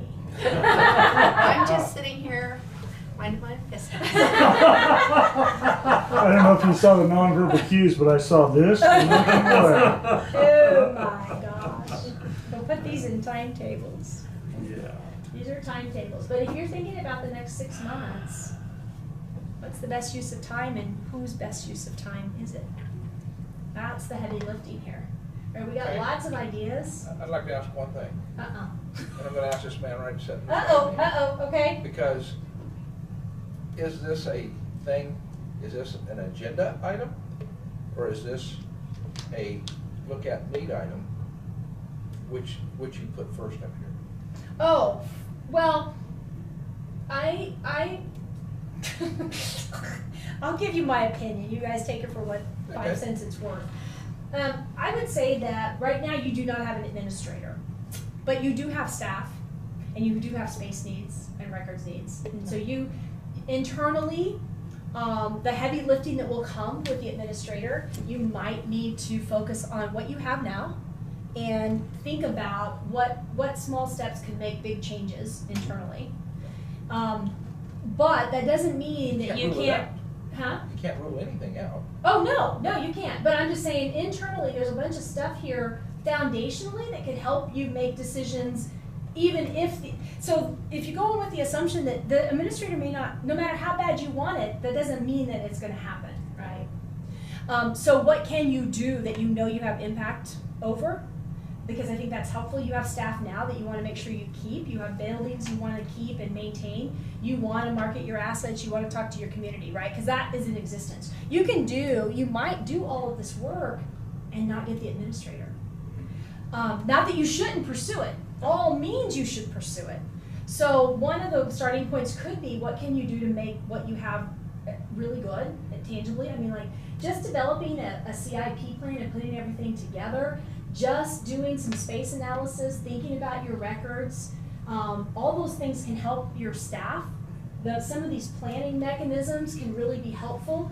I think you need some background information first and some research and data for your administrator, and you definitely need to plan on how you're going to talk about it, because you don't want to just all of a sudden, like, okay, at a meeting, okay, we're going forward, and everybody's like, when did this happen, right?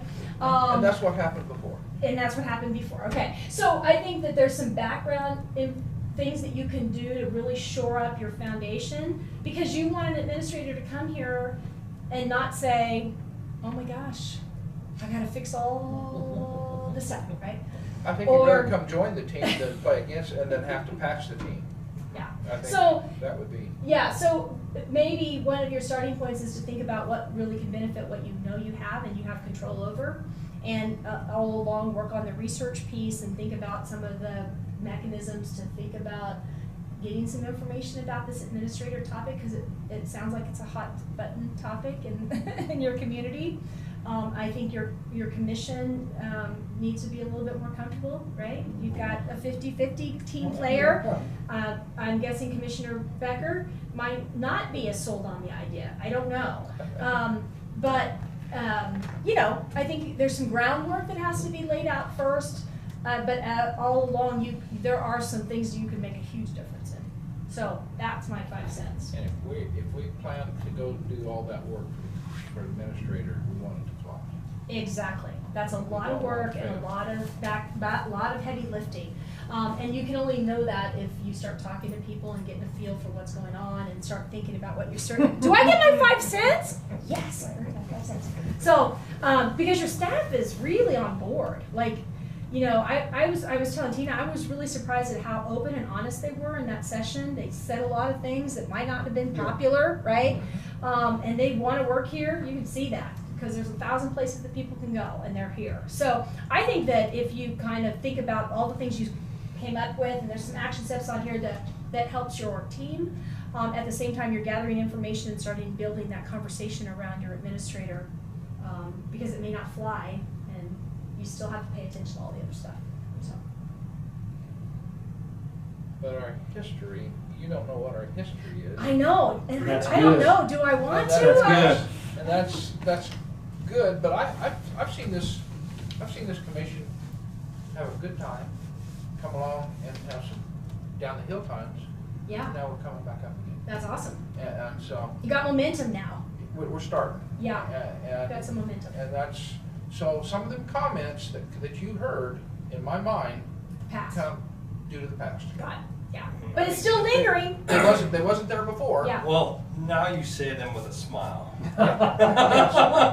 There are opportunities for improvement. Right. There are opportunities. Yeah, obviously. Okay, as the new guy on board, when we make a decision, I want to make sure it's done right.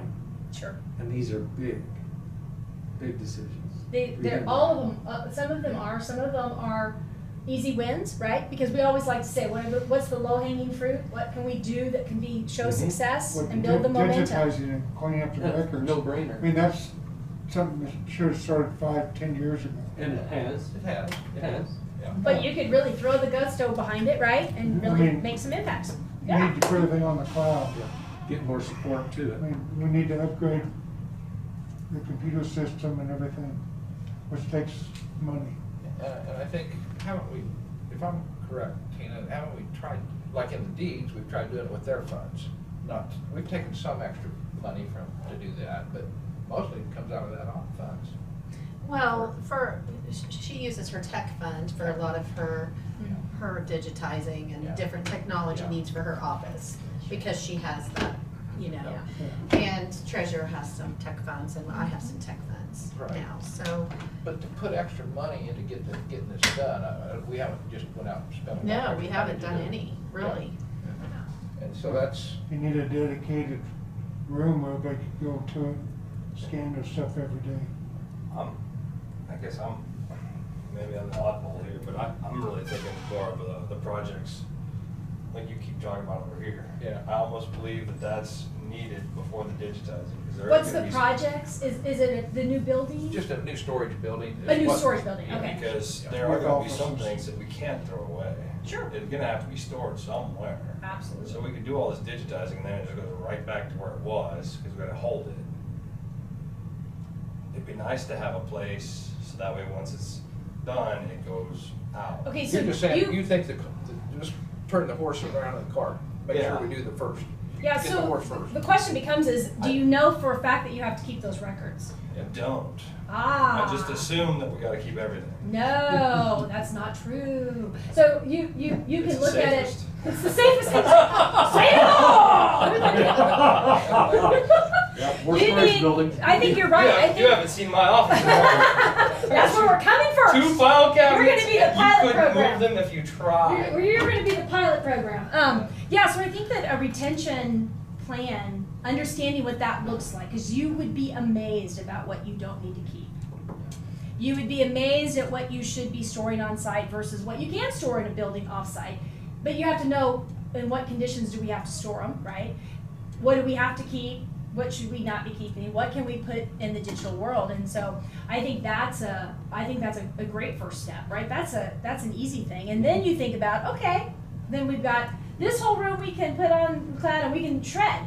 This room we can put on the cloud, but we might have to keep in a controlled environment. This stuff we can get rid of in a year, 2 years, 3 years, and that's how we organize the storage, right? So we know where it's at. But yeah, I think that's a low-hanging fruit. Yeah, but if potentially you for want y'all.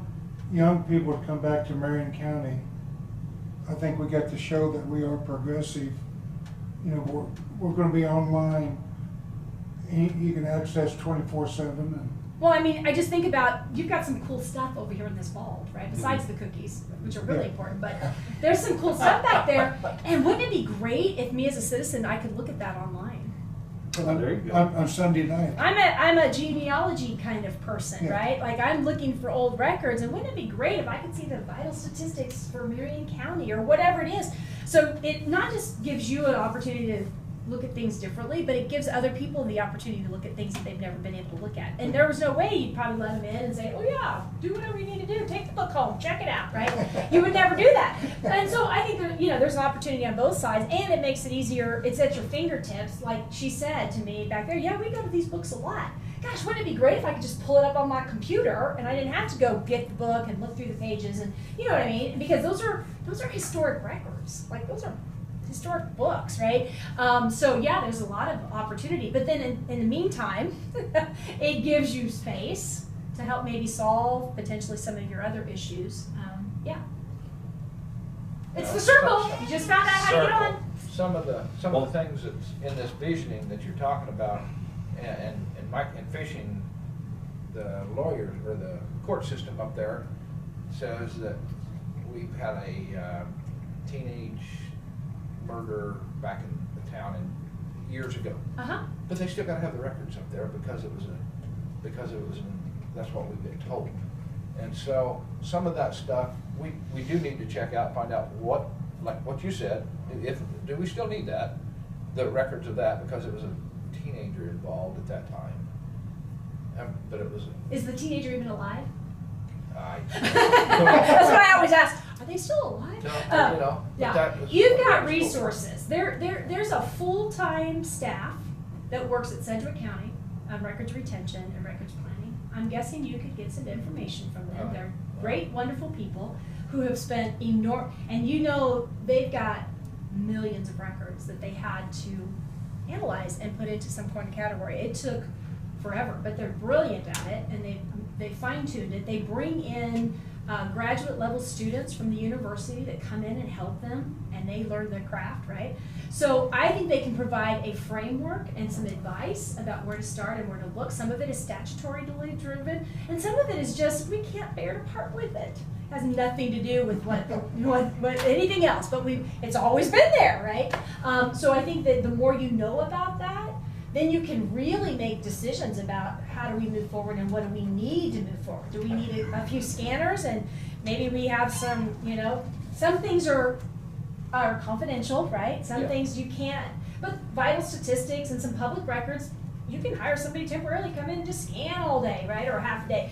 And so it'll give you some framework, because what we've been talking about here is you just don't have enough information, right, to know how to move forward. And in the absence of information and data, we don't.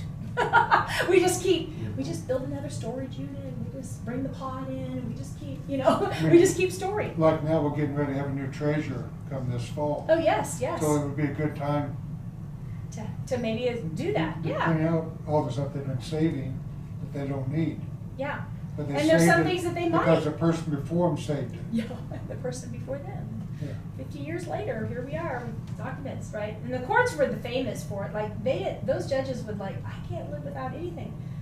Well, if everybody in the case is deceased, I'm not sure there's going to be any appeals, right? Right around the corner. So I just think it's not knowing what you don't know. And so if you can get some data information and a framework on how to evaluate all that stuff, I think there's great resources. And like I said, your association, the Kansas Association of Counties, they might even have some contacts related to that. But I just know that, at least in Sedgwick County, they have a full-time staff that do that work, and they're pretty brilliant, and they're sort of historians, so they do everything, right, by the book, and are really good at that. But I think then that's your space, and that's your, everything else too. So that might be a low-hanging fruit that might be really tangible for you all. The other one that's easy to do is your CIP, right? Think about all your projects. Think about what decisions have to be made before you really, move forward on some of those projects based on what you've been talking about. And some things might need to be put on hold briefly.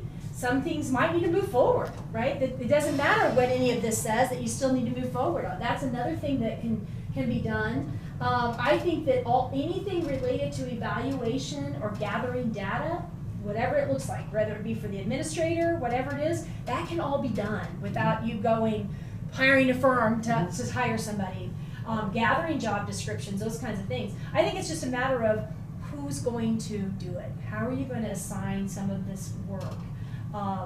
And you've got a lot of brilliant department heads, you've got a lot of brilliant staff, you might even have some staff that are want to take on a project, a small project, who might be really great about researching, or they can look for job descriptions or whatever it is that you want them to do to give them a little bit of input or encouragement. There's lots of talent in this organization, I can't help but think. So that you might have a lot more help.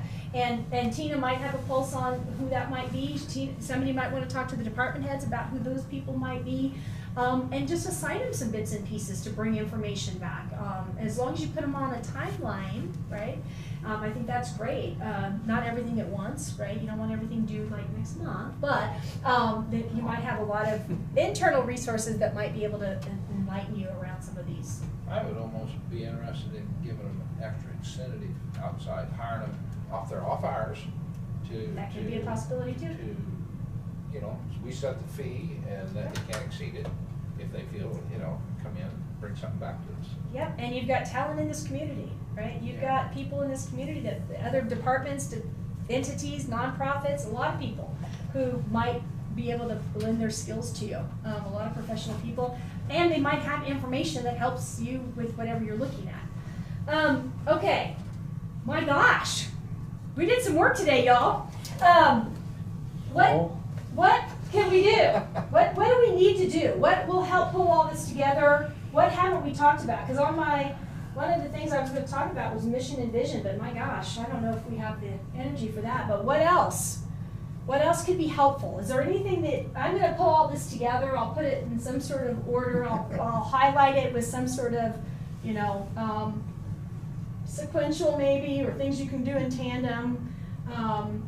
I think that one of the things you could do is, we could talk about what you really specifically want to get started on.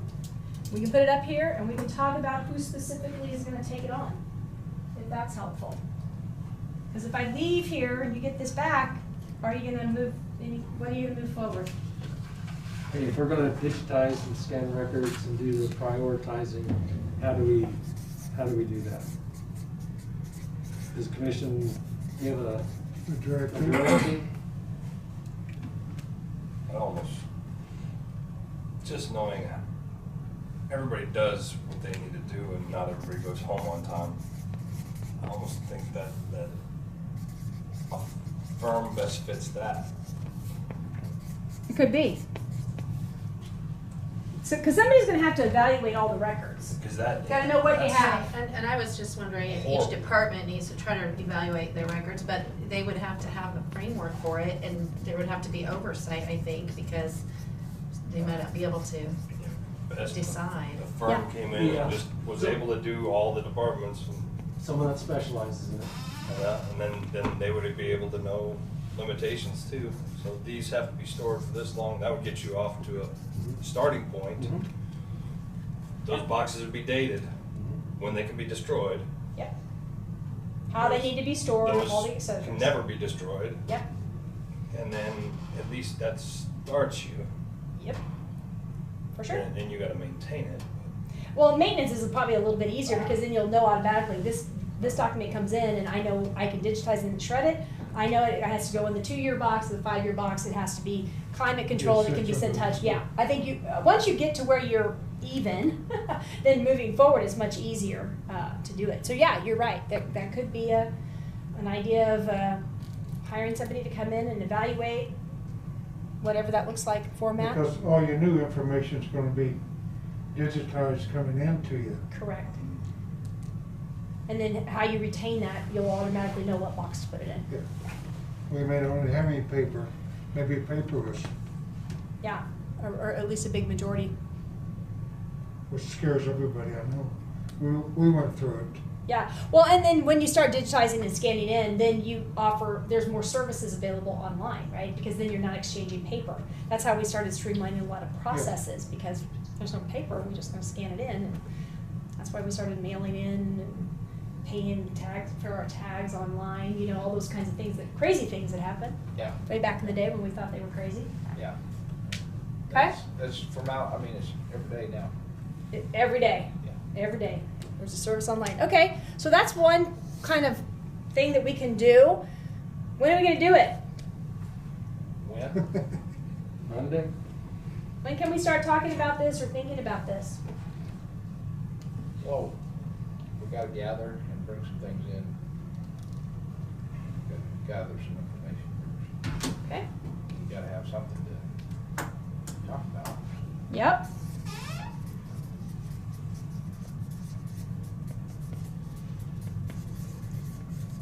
So, in the next couple months? Oh, no, Paula. Work.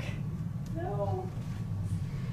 I guess I just throw this out there, just set the first meeting of the month or something like that to discuss these issues. Or some kind of a time frame. That way you know, You're making progress. yes, Okay, it's something, perfect. time frame. I think before you can hire a firm to help you, you might need to know what you have. Correct. Yeah. So you might need to get your department heads to review kind of at least identify what records you have, where they are, how much you have. I think that's where Randy was at. And Yes. because you can't hire a firm to they're not gonna they have to know some basic Parameters. information about Right. quantities Before they get here. and those kind of Right. things. Well, then, because then you're gonna know in the RFP what you're asking them to do. If you have 5,000 sheets of paper versus 50,000 or 500,000 scattered all over, When that looks the different. department heads need to maybe confer with some, like people in Sedgwick County, what Well, they did in that department or something. They can help you with some sort of how do you think about your documents. Different but- associations. Or they might have a template or something that you could utilize, I don't know. It's not only department heads now, we've got the court system up there that's Yep. got a lot of records. They've gone to, They've got a lot of fish, or Well, digitized. they've gone to more computer they're stuff. doing everything Yeah, that's, electronically. yep. They've already, we had all their paper records over above the health department, Yes. and those were gone, they're gone. Okay, well, that's, I'm They're still thinking of some of they're that, kind so of that's- ahead of us We on just that. get the county attorney on it now. Yeah, Well, one of the things we can look at is, number one, in my instance, I can go to KDOT. What is your record retention policy? We can mirror off of that. What about the Attorney General? They would probably have some guidelines They as do. to some of this stuff too. Secretary of State, I guess, more than anything else. Secretary of State. Yeah.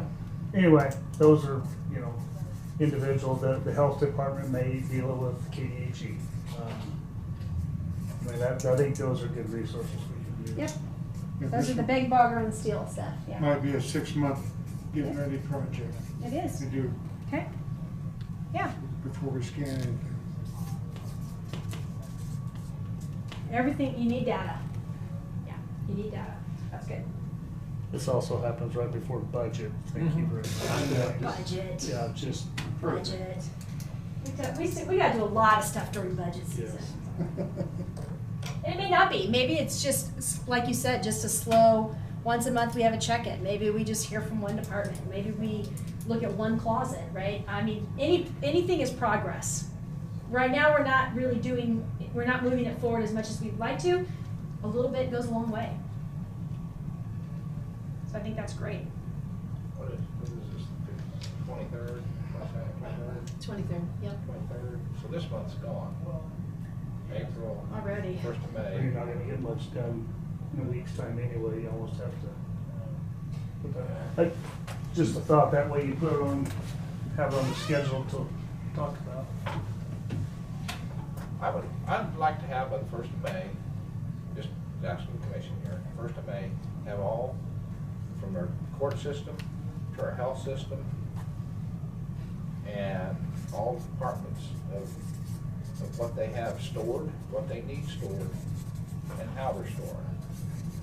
A list of what they need that for record retention, what they have. You wanna tell them what we think about doing?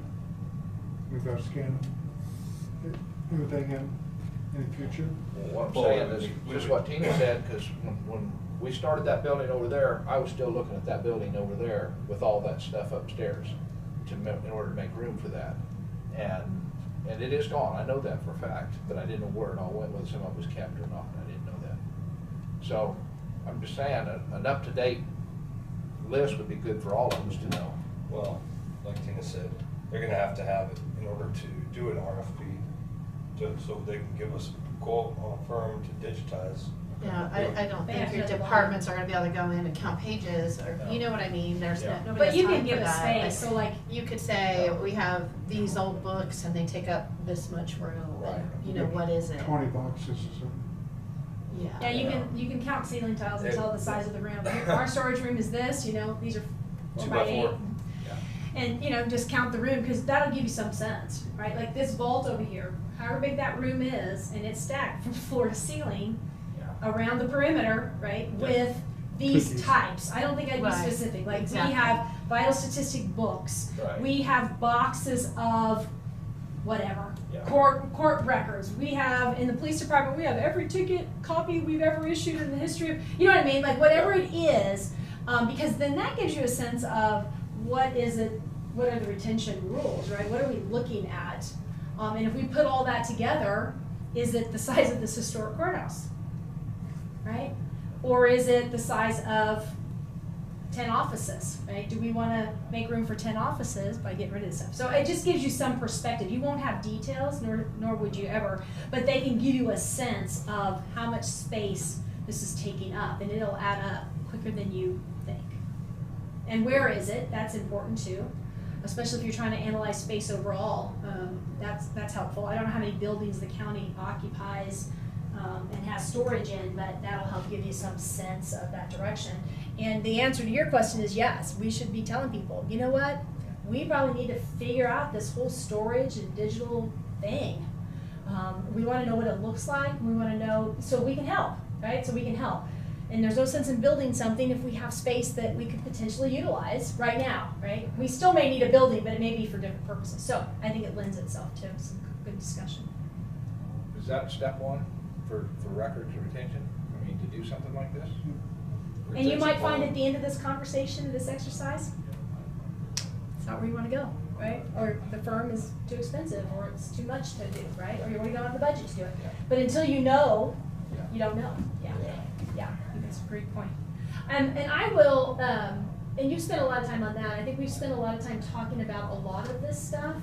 And so what we can do is I can put it together, and then we can put in there some, I don't know, what would be helpful? Suggestions about steps? Yeah. Tests? Yes. Okay. Yes. Potential Absolutely. resources and contacts. Yeah. Okay. Options.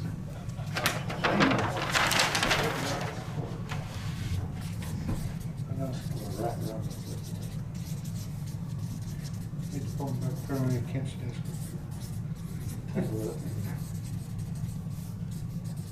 Okay. What else how else can I be helpful? Or how can I add more work to you all? Because that's what I'm here to do. Dave, you No, can no, wait a think minute. about yourself. Especially this one over here, right? We need to add You're some more stuff you're in. adding work, but it will save time and work in the future. That's what I always say. I had a friend that, in fact, that 2 years from now, you'll he be was happy. in the Register of Deeds office, and when you walked into his office, Florida's sealing paper stacks, right, all over his desk, and he spent so much time trying to find stuff, right, in his day-to-day job. And I said, do you think that maybe we have these things, they're called a file cabinet, and they have files on them. And then you can put those little pieces of paper in the file, and you can put them in a drawer, and then when you need them again, you can pull it out of that drawer. It's pretty amazing. And he would laugh and laugh and laugh. But we did a time analysis. He spent 3 hours a day looking through piles to find the stuff that he needed to work on. And I asked him, what could you do with 3 hours? And then next thing you know, we got his office organized. It was painful, right? It was painful. But once it got organized and he figured out how he needed to work and stay organized, he never let it go again. And then all of a sudden he had 3 hours back of his life, right? So that's what happens when your clerk doesn't have to get up from her desk, go into the room, grab the book, look at the right page number, get the information, go back to her desk, and all of a sudden it's one click away then it's 10 minutes, right? Every time they have to do that. So it does. It's efficiency later, and Commissioner Gary is efficient. His legacy is efficiency, right? That's one way to do it. Yeah, so we can provide some resources and some connections based on some of the things I said today. I can provide some suggestions of next steps or how to maybe approach it.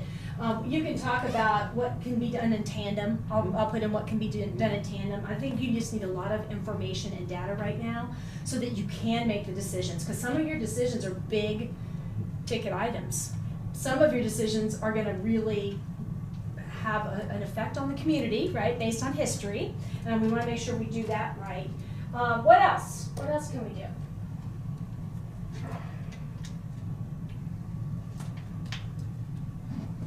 What else do you need? What other information? Do you think you're in a good place leaving here today, that we've had some conversations about the specific themes that we talked about in the action steps? And did we miss anything?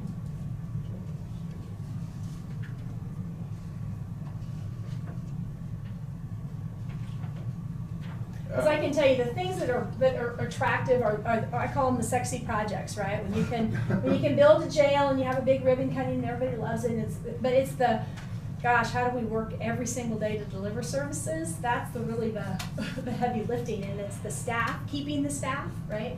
And supporting the staff and giving them what they need to deliver those services and those efficiencies, because in the long run, it's just a building. It's just a building. Yes, sir. You were going to say something, Commissioner. I was just looking down through here, if we missed anything to our employees, it was a high priority. Okay, that's good. I was just looking for that. Besides paying more for insurance, family insurance, paying more for, I don't see anything that we.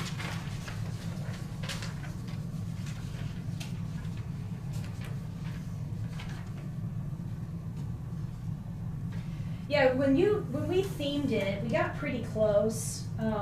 We didn't have all the details of everything though.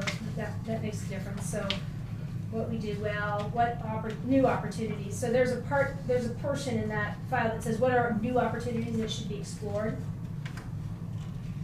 And I think one of them up here says improve the county lake, water, electricity, camping spots, and cabins. I think that's something that just sort of becomes you assign to see how much you want to spend, and we talked about that at the meeting, how much we want to spend to upgrade to 50 amp services and sewer dumps if that's what we want to do. Well, I think the great thing about a CIP process is the opportunity for departments to come to these meetings and say, here are the things that we would like to do.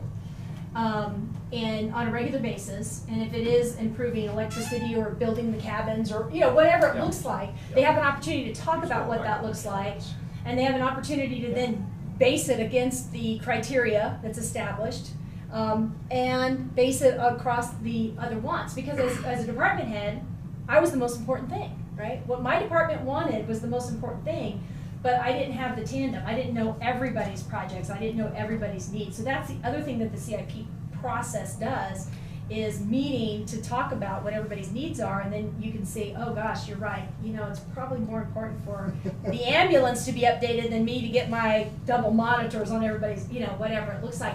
And we could see as department heads how we worked in tandem across all the projects, because in our minds, we're the most important things, right? What our work is the most important. You are exactly right, because we do it every year, once a year. Just like that guy and the gal does every night, once a night, you know, on TV, that older couple. Oh, the dishwasher pods. deal. Well, anyway, we do it once a year as commissioners. Once a year, we listen to everybody and how their department is with Yeah. budget time. Yeah. I mean, this is what we do, and we don't get very, okay, so that's the goal, now what, I mean, your dream, now what do you want really? I mean, so anyway, but that's what happens, and is we listen to, because that's their department, Yep. we're giving them their time to speak. Sure. This guy right here tells us a few things, every department does. Yeah. And so, That's the beauty of the whole sharing projects and figuring out the criteria, and then measuring it about, okay, there's 15 requests. You know, where do we start? yeah. Where do we start? That's that criteria part. Within your report and the information that you bring back, can you give kind of an example, step-by-step process for capital improvement Yeah. planning? Yeah. Or just do it for us? I could, but then what would you learn, Yes, right? yes, There's yes, an yes. opportunity. Yes, I can. I still have the criteria even that we use. It's not a secret, so I can give you an example of a criteria. Yeah. I can do that. What else? We had it? I haven't even been here the whole time. I know, see? Have And you I- had it? Well, and I would probably say yes, because the amount of information that you went over on a big picture is I huge. know.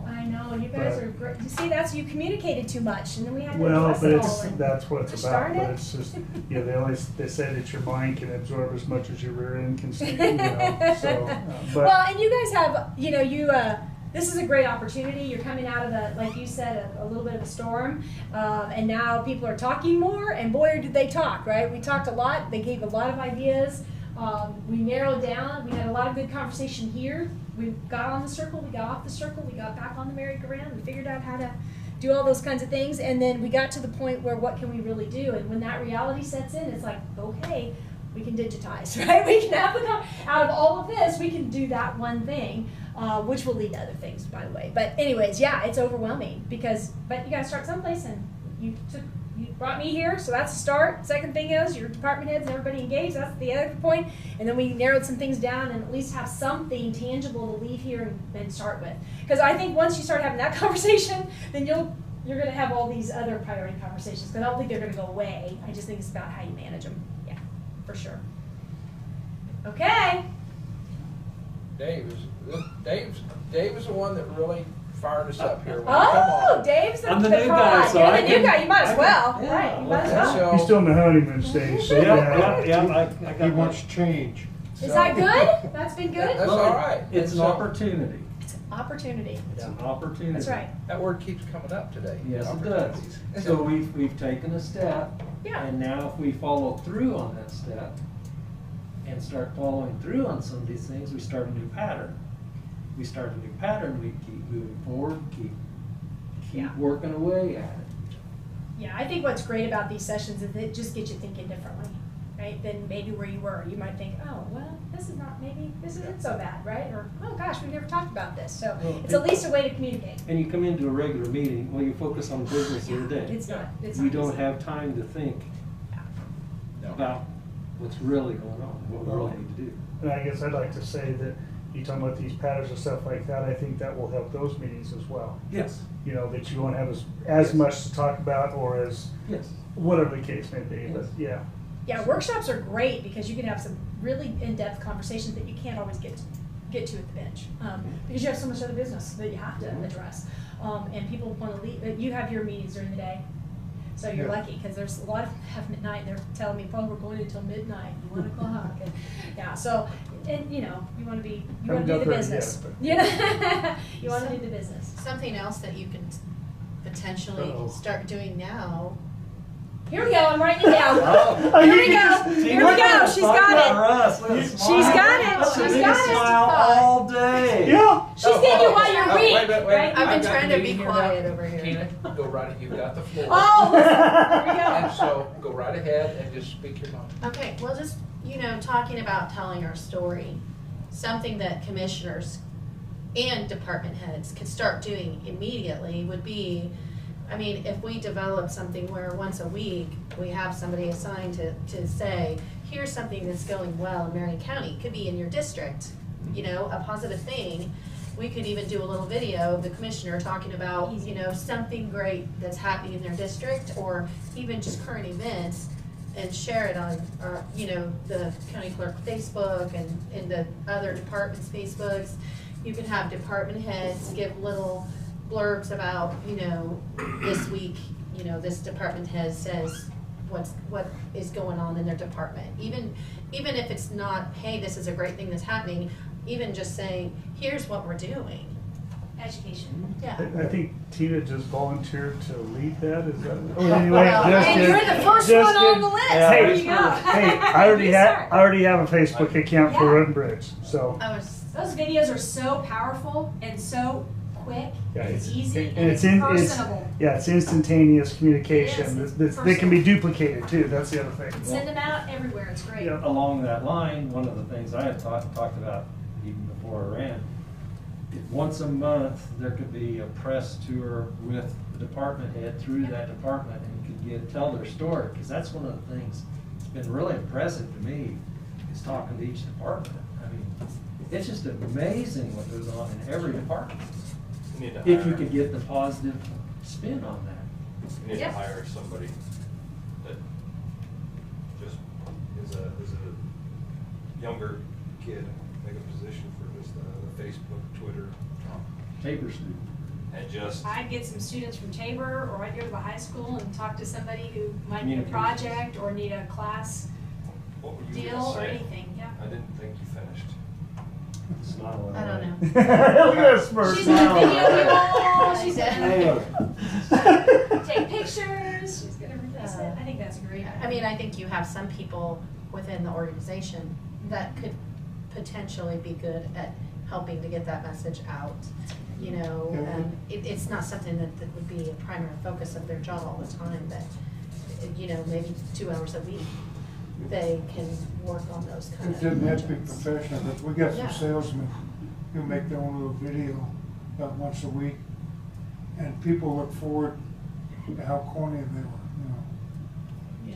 Well, if they're all looking forward to corny, I could get on top of that. Well, I could do that one. We have people that are got a ring I was- light that's I will cost hold this meeting back $30, they together. put their cell phone in the middle, they turn on the record button, They don't and you even have do- a, you have a they don't do that link, much. they can They go out hold the everywhere. camera out here And it takes and do it. 2 seconds, I was yeah. getting worried about how expensive the attractive stand-in for me was going to be. You need a body double, is that what it A is? stunt double? Well, Yeah, I think that's great. what Tina just said is something that, if you remember last week when Sharon, when she brought in the report of just the new structures, Yeah. each one of us sees 2 or 3 in our areas, but when you put them all together, all of a sudden it's pretty But impressive. the people in the county don't know that.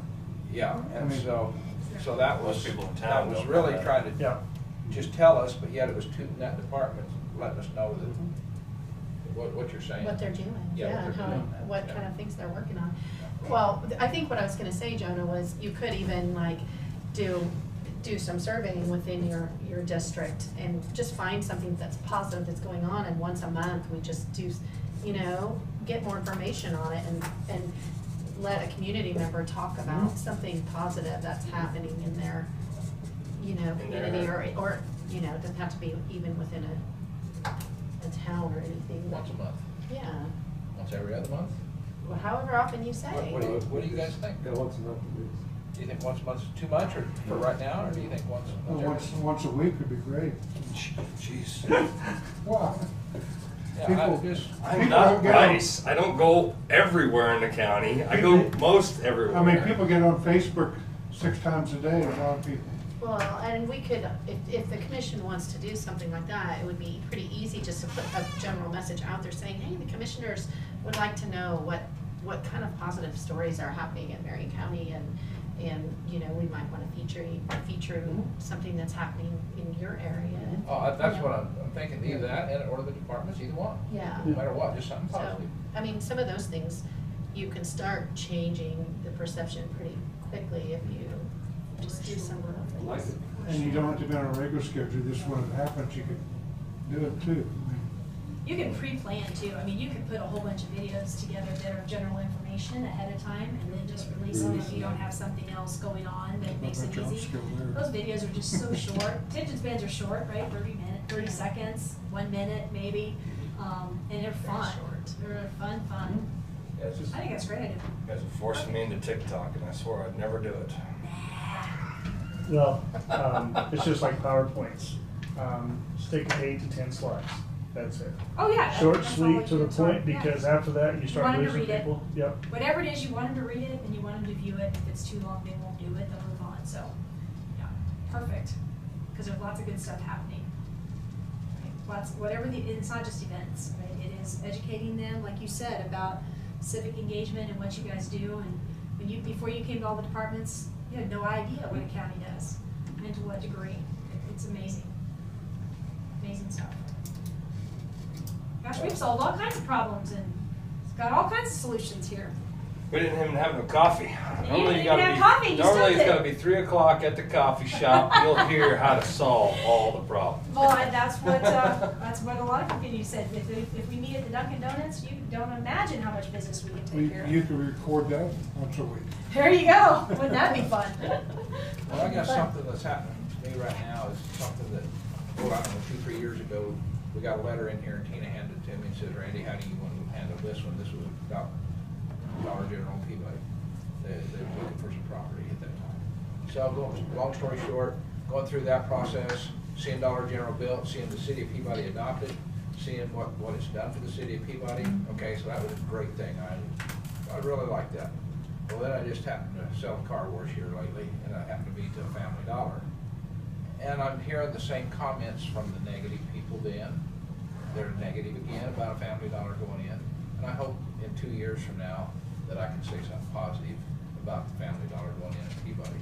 So, them kind of things to me is no matter what town we're in, is something positive for our community. Yeah. And so, I know the tax dollars is gonna be, for building and stuff, will be great improvement for the city of Peabody over what it was, car wash.